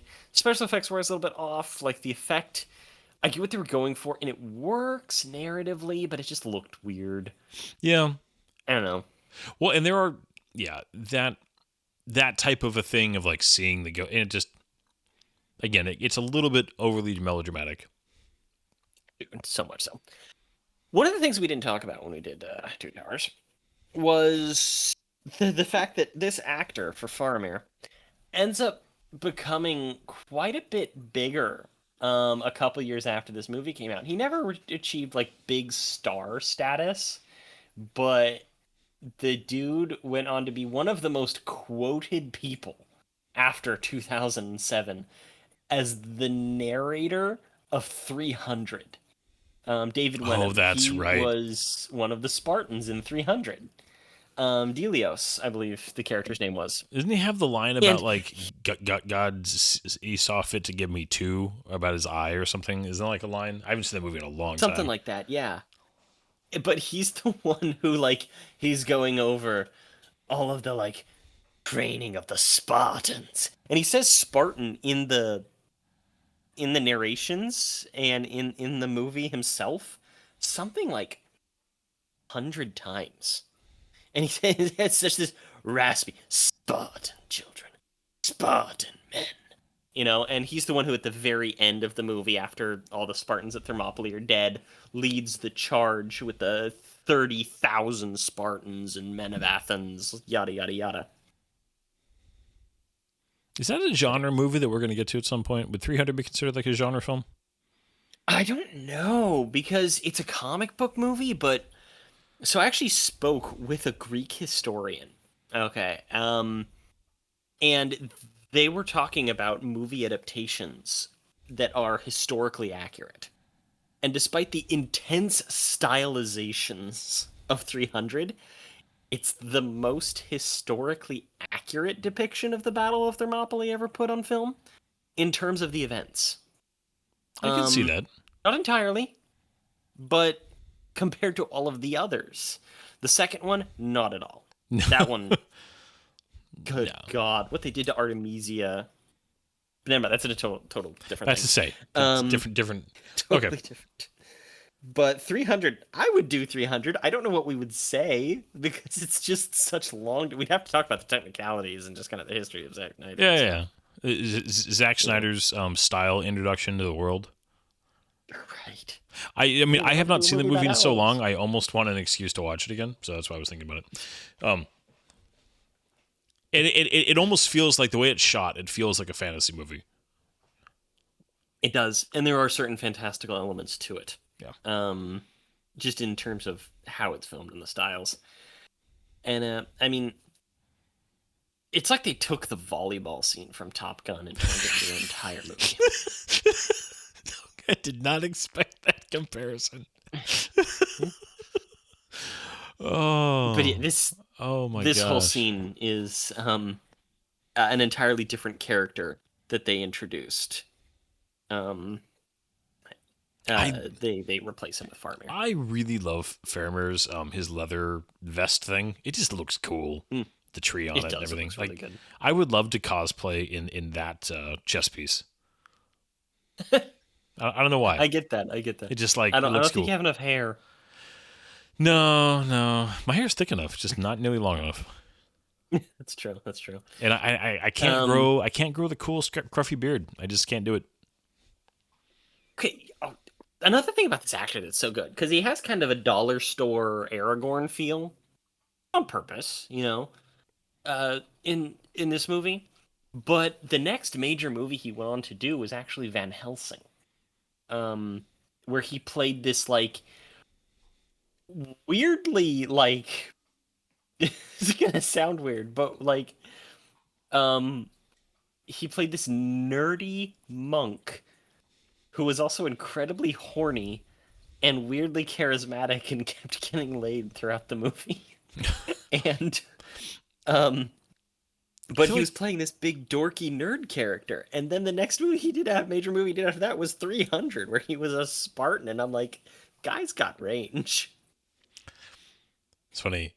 Van Helsing has like crept into our podcast conversation a couple times in the last like month or two, I feel like. We need to get it on soon because I also haven't watched that since the theaters. So it's been a long... I would love to actually take apart that one. That would be a good one. This whole sequence too. Okay, John Noble. I mean, we talked about his amazing face. This guy's ability to like eat like a villain it should be studied. He's just there's something about his ability, like him in the tomatoes, the cherry tomatoes later here. When they're doing the overlay of the ride and the singing and the song, it's just like it's really good cinema. But man, John Noble can just he can eat like just like an evil person. I don't know what it is. I don't know how else to describe it. Yeah. One of the things, just like the movements, he's so casual. He's like very casual about throwing these pieces onto his plates, like the movement of his hands, right? Yeah. Mixed with the dialogue of Osgiliath must be taken. He's throwing away lives the way that he throws food onto his plate. And it's like he admits it there, yes, I wish that. It's just right. And again, he's just got this stare just straight ahead. He's not making eye contact. Yeah, he's just. They do definitely. They're very effective at making you not feel a ounce of remorse for him when he flies off flaming off of the what do you call it? The tower, the rock outcropping, what would you call that part of the city? I don't know. It's rim, lip, tongue. It has kind of a tongue vibe. But yeah. This whole thing of Sam versus Gollum, Sam being the angel on his shoulder, Gollum being the devil on his shoulder, they overplay it in here from what it is in the book, very much. How do you feel about the whole thing of him like sending Sam away and Gollum's I think that's where they kind of overdo it. Like I was saying earlier, I actually think that a lot of the scenes are played really well, and the audience, just feeling, making your audience kind of feel hopeless, or like not hopeless, making your audience feel helpless, like making them want to like talk to the screen to like warn a character, is really well done. Man, they're sleeping right on the edge of that. Right. I just like just don't roll. I move around too much in my sleep to just sleep like this. Right. I feel like he could just push Sam off right here and be done with him. Just like, oh no, Fat Hobbit rolled over. But like, I do think that's one of my things. Like, no. I think that they take it a little too far, and in the way that I don't think they didn't in some ways they didn't go far enough to make it convincing that Frodo would take this step, that Frodo would literally tell Sam to leave. It is that tiny bridge too far emotionally. Mm-hmm. Because at this point, I completely agree. Yeah, at this point, I mean, I can totally get behind and understand Sam and Frodo kind of just butting heads a little bit, but man, it'd be such a leap for Frodo to look Sam in the face and be like, "You need to go." Also, too, like right here, like really, this is the point where you're going to tell me to climb back down these things. Right? Like, you couldn't have kicked me out earlier. Yeah. Sleeping on that rock, man. Talk about a crick in your neck. Right? The back problems. 10,000 years. Give you such a crick in the neck. So, it was super strange. Somebody actually made this suggestion. And it's like, you know what? That could have been really, really, really stinking good. Imagine if Robin Williams played Gandalf. Oh my God. I mean, Robin Williams was a fantastic dramatic actor also. Mm-hmm. But you notice like those crumbs, they were not there in the previous shot of Sam. Like they just appeared back. Yeah. But I think of the moment in Jumanji, right, where Robin Williams is being like trying to recount what fear is, describing sleeping in the jungles of Jumanji. It's terrifying. And you take that type of dialogue, that type of acting, I should say. Yeah. With Robin Williams, and then to put it in, Gandalf's just fun jovialness and the ability to switch to that caliber of acting. I know that it would be distracting, and so it would not be good casting. But just imagine a world where they were able to pull that off, and that would be a singular version of Gandalf that would just be terrifying. Oh yeah. And it's I agree with you. Robin Williams easily was a good enough actor. The dynamic back and forth would have been but he's just, it would have been distracting. Yeah, it would have been because you would have just kept seeing Robin Williams, not Gandalf. Mm-hmm. Robin Williams, for as amazing as he was, couldn't disappear into a role. You were always watching a really, really high production version of Robin Williams stand-up comedy and or theater. Like I even in his best dramatic stuff, I don't mean this as an insult at all. It just you're watching Robin Williams act, and you were amazed by it, but you were still watching Robin Williams act. Yeah. This is the whole. I do think it was good writing to have the one. I'll say Sean Astin acts the heck out of this, by the way, but also having the idea that Sam suggests that he carry the ring, being the thing that kind of triggers, they go home. I mean, it does. It's the closest they could come to a reason that it might have triggered Frodo, but I still just think that they didn't need it. I don't think that they needed the. It's extra drama between the two of them that I don't think was necessary. Yeah. Okay, this is it's always felt weird to me. How long? Okay, so he's still up there eating like the same meal, and they like went down and like assembled and got themselves geared up and go down and everybody's watching. Like this is. I assume it's the next day. We had a little overnighter with Sam and all them. So but we go back up to Dad, and he's still up there just eating his cherry tomatoes in a minute. I think it's supposed to be a different day, different meal. All right. There's Peter Jackson's kids. They appear in all three of the movies. She's adorable. Her eyes are just so like, just those big eyes. Right. What is it? I was going to say something. There's a really funny story to Pippin's song because that was something that was added during production. And part of it was because Peter Jackson saw the actor who plays Pippin. I never remember his name off the top of my head. Billy Boyd. Crap, what was his name? Billy Boyd. Billy Boyd, thank you. Doing drunk karaoke.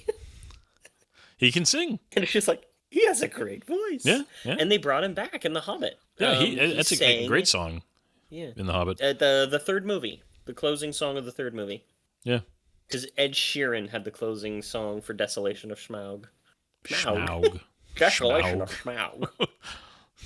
I just want to hear. Well, Sean Connery. I'm about to say we got Sean Connery. Man, Sean Connery as Smaug. I mean, I know I think he had passed at that point, hadn't he? He had, but he had been offered the role of Gandalf. Oh, I know he hadn't passed at that point. But like, if he had been Smaug, especially as like a spiritual sequel to Dragonheart. It's just like, oh my gosh, I didn't even think about that aspect. I was mainly thinking of if he was Gandalf and you're having the beginning of The Hobbit and he's just sitting there, it's just like, a dragon beneath the mountain by the name of Smaug killed the Oakenshield, blah, blah, blah, blah. Yeah. Yeah, this is a different meal. You're right. It is a different meal, but it's just funny though that it's, it just cuts back to him doing the same thing. He likes to eat. Right. Dude, I like to eat. Seeing that plate covered in chicken like that, this is just me right now because I'm hungry, okay? I shouldn't podcast hungry, man. Chicken. I want a rotisserie chicken that I can just eat with my hands. Just strip the thing bare like I'm some sort of wild dog in an alleyway. See, now you're just making me think because there was a famous, not famous, but it's a funny line of Raj from Big Bang Theory where he's like talking to the group and he's like, sometimes when I'm alone, I just eat I buy a rotisserie chicken and I eat it over the kitchen sink like a wild animal. It's hilarious. I've never really watched a lot of Big Bang Theory, so I wouldn't have seen that. I mostly think of an old internet post that was about somebody talking about how some guy is going to walk by my car as I'm eating a rotisserie chicken whole with my bare hands in the front of my car and think, there she is, the one, and that's how I expect to get married. This is just tragic scene. Oh, this is just awful. Well, it's just, but this also, I mean, I'm trying to remember exactly because a version of this happened in the book, right?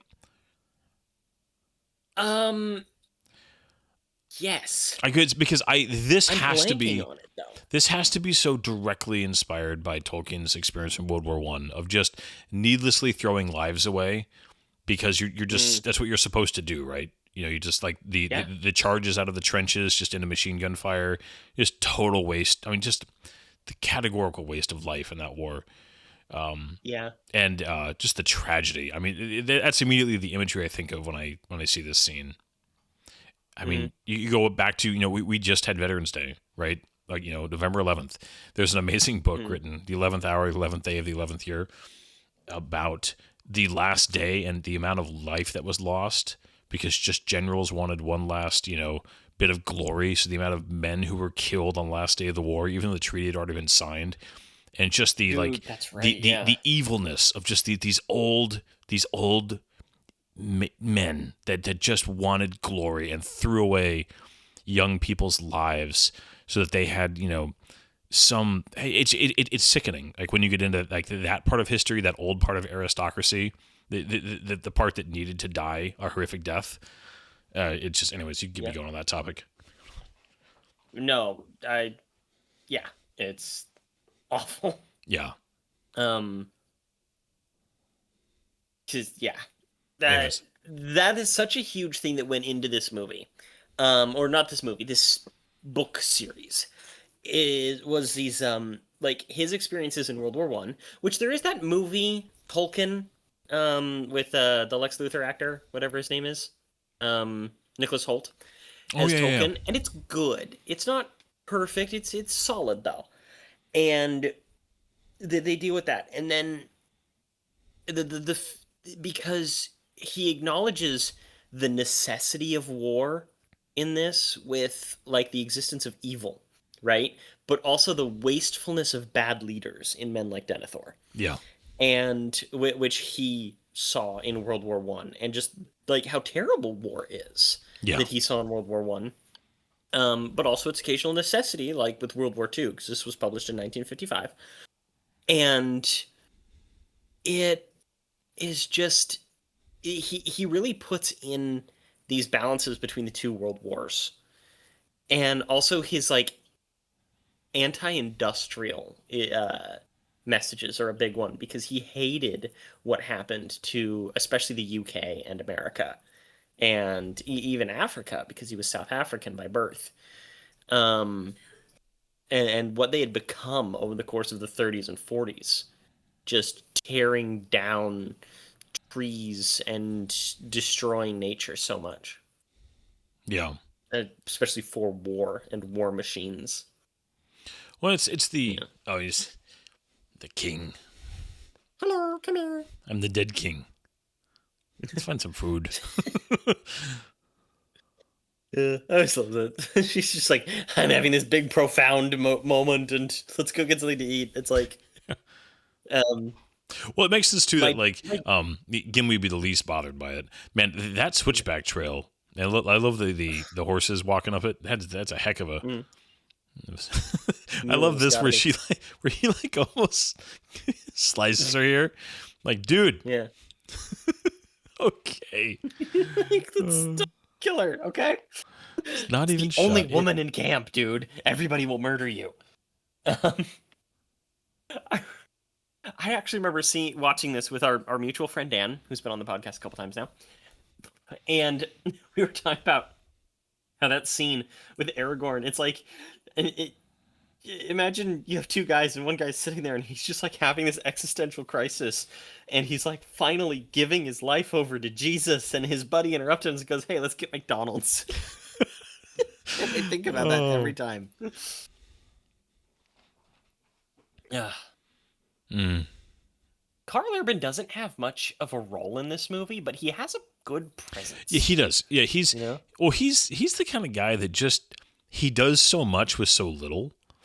I mean, when we did Dredd, I mean, talk about, you cover up the guy's face and he still is like the most intense guy in the room. Yeah. And he just he has an aura about him.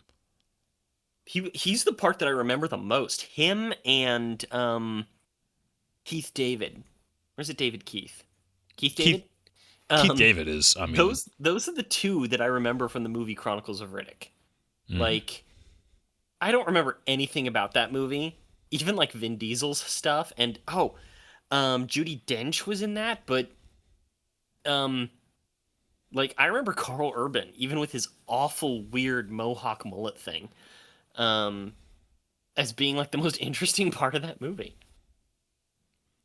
I always liked those weird caveman-like statues. There was a backstory to them, but I can't remember what it was. Of course, you got a little dream sequence here. Good stuff. Yeah. Dream sequence. They have to be all dream sequency all the time. Well, those of you who don't know, I get annoyed at dream sequences. You do. But I get it. You're not a fan. But they're so reused. Of course, it shatters. Oh no. Mm-hmm. Oh no. This poor guard's like, "Please don't murder me, sir. I'm just here to give you a message." Like, I'm glad that I'm like 6 feet away from you. Yeah. Oh gosh. So even though this scene entirely concocted, so needed for this movie. There is such an epicness to this scene. It's small. The way that they shoot the unsheathing of the sword is so, like, the overhead shot they do is so good. Mm-hmm. Sorry. I also think, like, everybody's sitting here thinking this is Arwen also.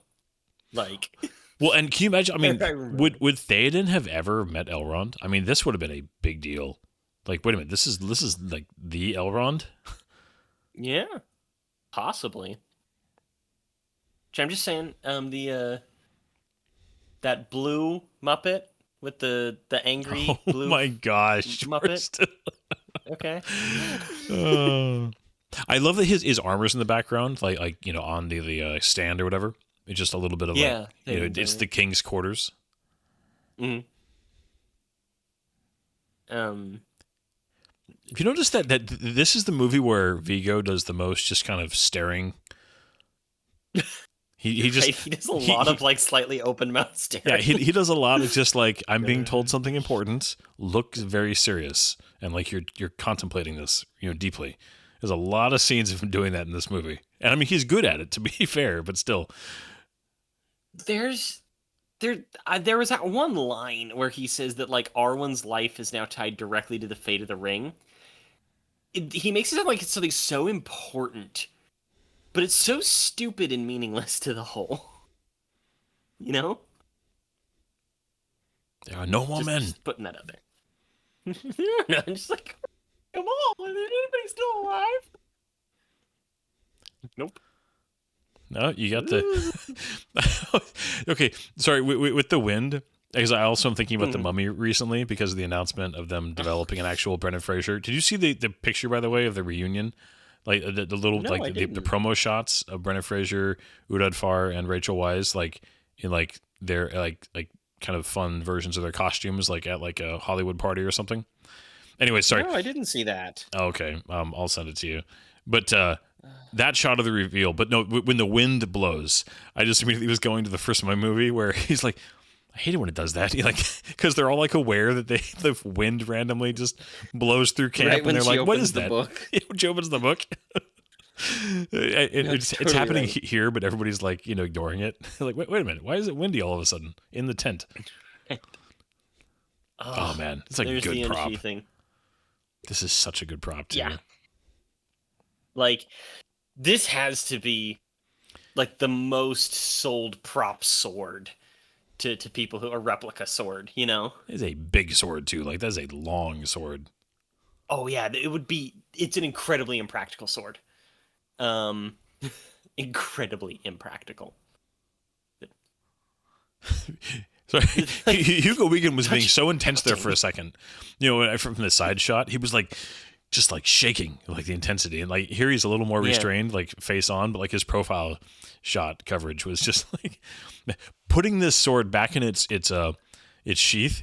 You would have to like stretch all the way out, like to get the tip in there, just to resheath it. It'd be really difficult. But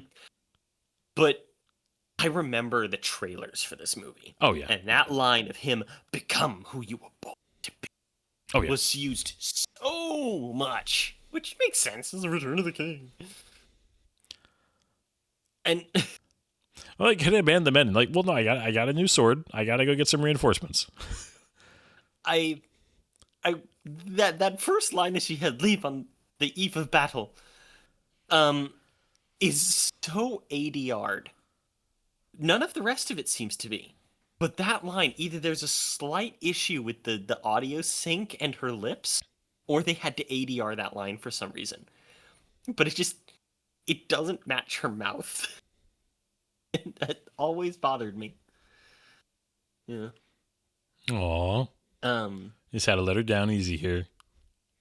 Well, now he's got Arwen. Some confirmation that he's booze waiting for him back in Rivendell. Yeah. Like, all right. Sorry. Yeah. Yeah. It's a bummer. At least he's letting her down easy, and he's not leading her on.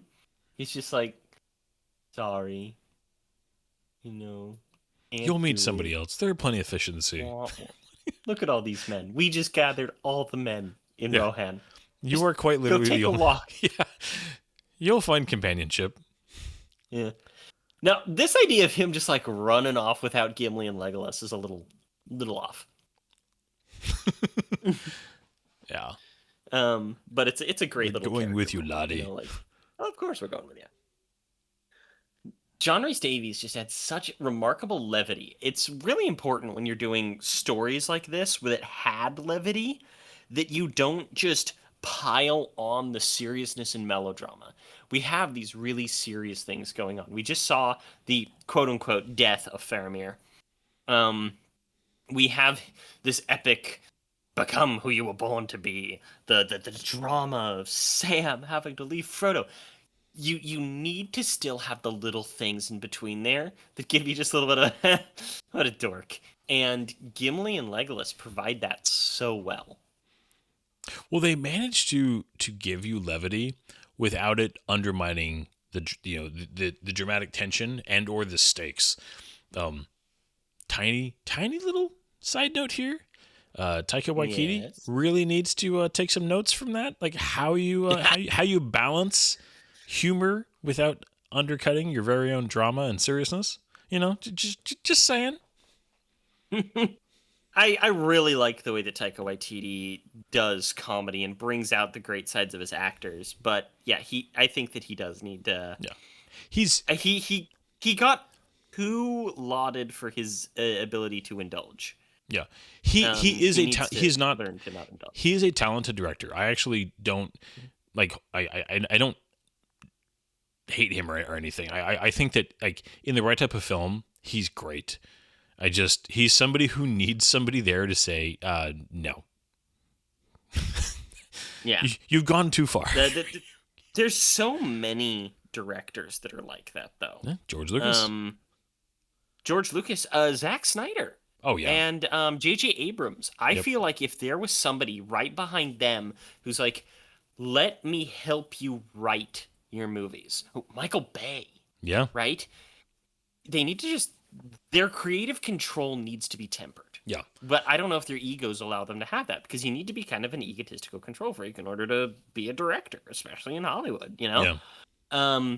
But if only you could find somebody that allows that type of symbiosis.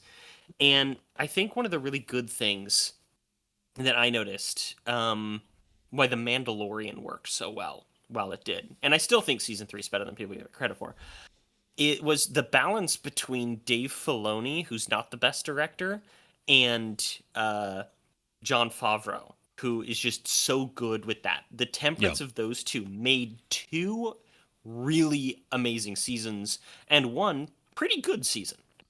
It had its moments for sure. I want to see that type of synthesis a little bit more. You know? Yeah.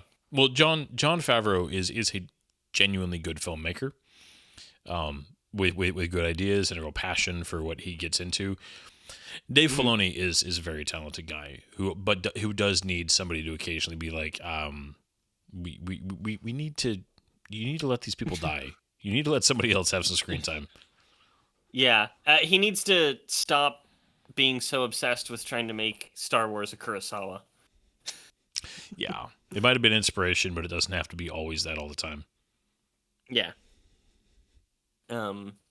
This was always kind of strange to me too. It's very Peter Jackson. If you watch his early stuff, like The Frighteners, he loves filming like that. Yeah. This whole sequence, though, too, you know, it just feels weird. It feels like it turns into a slightly different film. The way the CG works, just this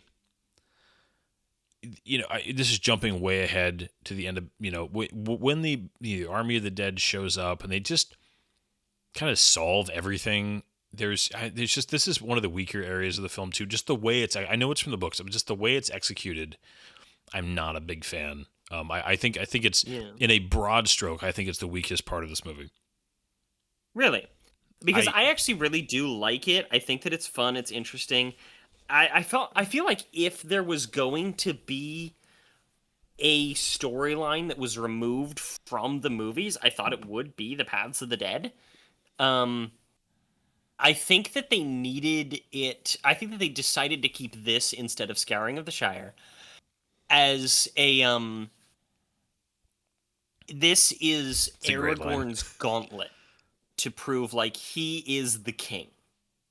Never and that it's a very important hero's journey thing. Yeah. Sorry, I'm listening to you. I'm also just enjoying Gimli's lines. Sorry. But like I said, it's so important for that type of levity in the middle of all of this melodrama. And Gimli is just so good at that, especially playing off of Legolas. Yeah. But no, the Paths of the Dead, I think, are necessary thematically. And I don't think there's any good version of it being filmed. Yeah, and that's I don't think the idea is wrong. Don't misunderstand me. I'm not saying that the idea is bad or that the way it's just the way it kind of just and I don't know how to fix it. Like if we commonly at the end of these podcasts we'll talk about how we'd fix something. I don't know how you would fix it, because how do you not have them just? It's just the way it's shot, where they just kind of sweep in, and it's a very neat and tidy wrap up of the battle, and it doesn't work super well, both on a pacing level, but also just on it is. I hesitate to use the phrase in this story, but it is kind of a Deus Ex Machina. It's not actually that, because they've talked about it plenty. I mean, it's not out of nowhere, so it doesn't by any means definition wise fall underneath that, but it comes across that way in a moment. Does that make sense? Yeah. But one of the things that's not explained that a lot of people will use two things in Lord of the Rings doesn't make sense: the Eagles and the Army of the Dead. Yeah. And they'd be like, why didn't they just send the Eagles? Which there is a very logical answer. Yeah, there are a couple of them. One, Eagles are dicks. Very self-centered and very hard to get a hold of. Two, they would be destroyed by the Nazgul. Yeah. 100%. Those winged beasts didn't come out of nowhere. Mordor was very heavily defended. But the Army of the Dead, they're like, well, why didn't they just use them to wipe out Mordor? The Army of the Dead were specifically sworn to defend Gondor.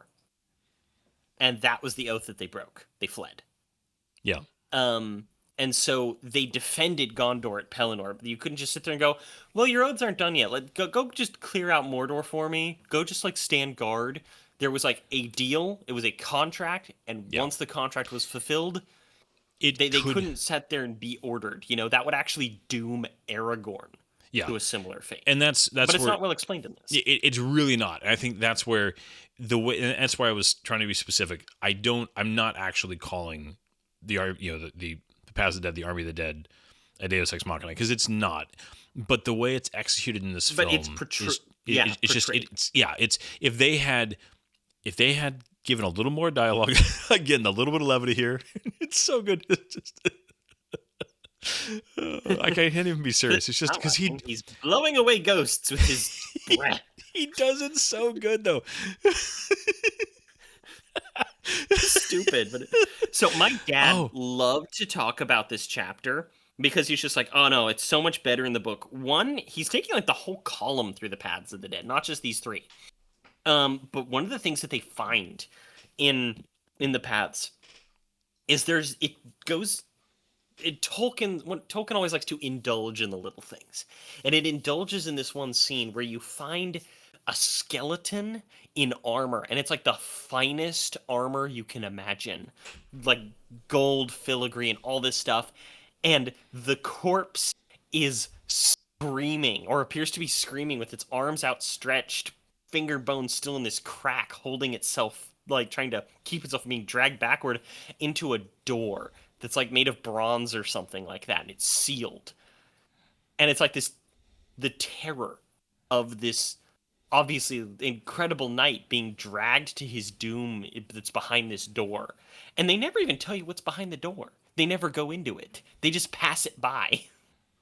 My dad loves that type of atmospheric storytelling, and that did pass on to me. I just didn't appreciate it at the time. Yeah. But yeah, just to circle back, and I'll let this subject rest.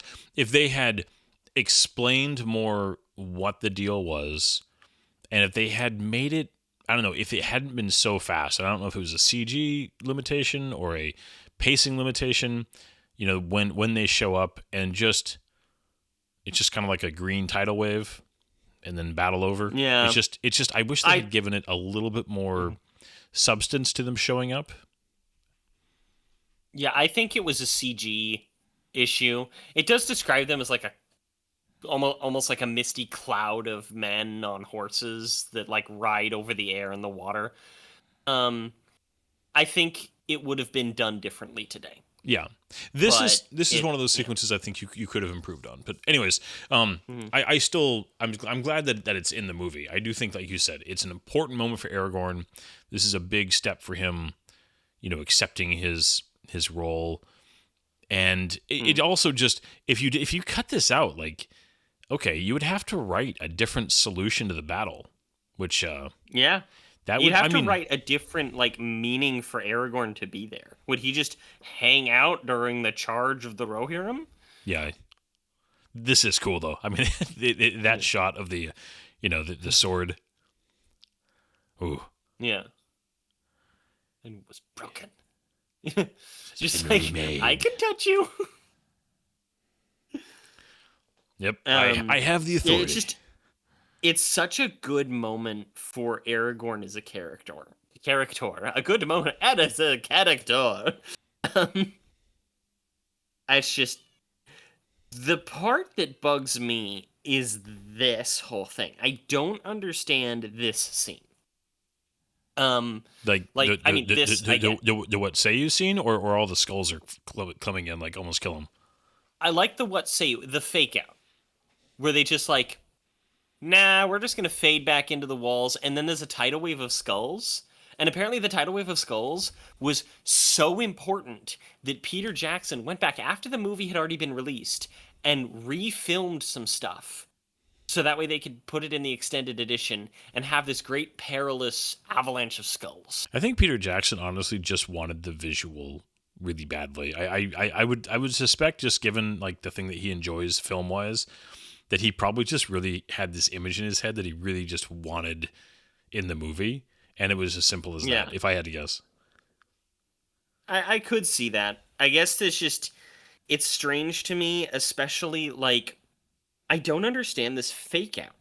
Yeah. Like, thematically, is it just to have that moment where Aragorn feels like he's failed and falls down in the dirt? I think it's just depressed. I think it's just them, I don't know, adding again a little melodrama, and they wanted, you can't just have them be just like, let's just walk out of here with like, yay, we did it. Yeah, I suppose. It's just, I don't know. I wish that there was a different way to do it. This is really good miniature work. Well, not even miniature work, but like this is good. Like, this is a lot of skull props here. Yeah, look at that, like freaking PS4 graphics. Like, it's good. It's really good CG, but the fact is that was just like a shot from a video game these days. Oh, man. It's a lot of skulls. Yeah, it's a really cool little shot there. And you can tell that that's not just a CG simulation. It's partially, for sure. Yeah. But they built some of this and actually were dropping little things out of it and using it as a sim. Yeah. Also, don't you wish they just would have found the back door first and been able to just go in that way? Yeah. It is very convenient timing that there the ships are. It's fate. It must be fate. Yeah, this okay, don't those look like this whole despair scene, Yeah, don't those look like World of Warcraft ships though? Yes, they do look very much like specifically the Night Elf ships. Okay, sorry. I had to which appeared first in Warcraft 3 Reign of Chaos, not just World of Warcraft. Just saying. Sorry. I thought they were in Warcraft 2. Tides of Darkness. Were they? I think so. Not the Night Elf ships. Well, not the Night Elf, but like the elf ships were like that. Ooh. They did keep the design fairly consistent. Yeah. Ooh. We will fight for you. I do love the effect of kind of the skull and the face kind of, and like not being that is synced where up. We're going to be ending it for the day. Yes. Sorry, I got going. I know, right? You almost had to forget that there's 2 more hours to this movie. Yeah, we got a ways to go, and we don't have time in this recording session to finish that. But yeah, but just the entire time with the king, like in mass, they struggled. You can tell with the CG in like and for the time again, this was groundbreaking. But the specifics of like the close in on the king, the dead king.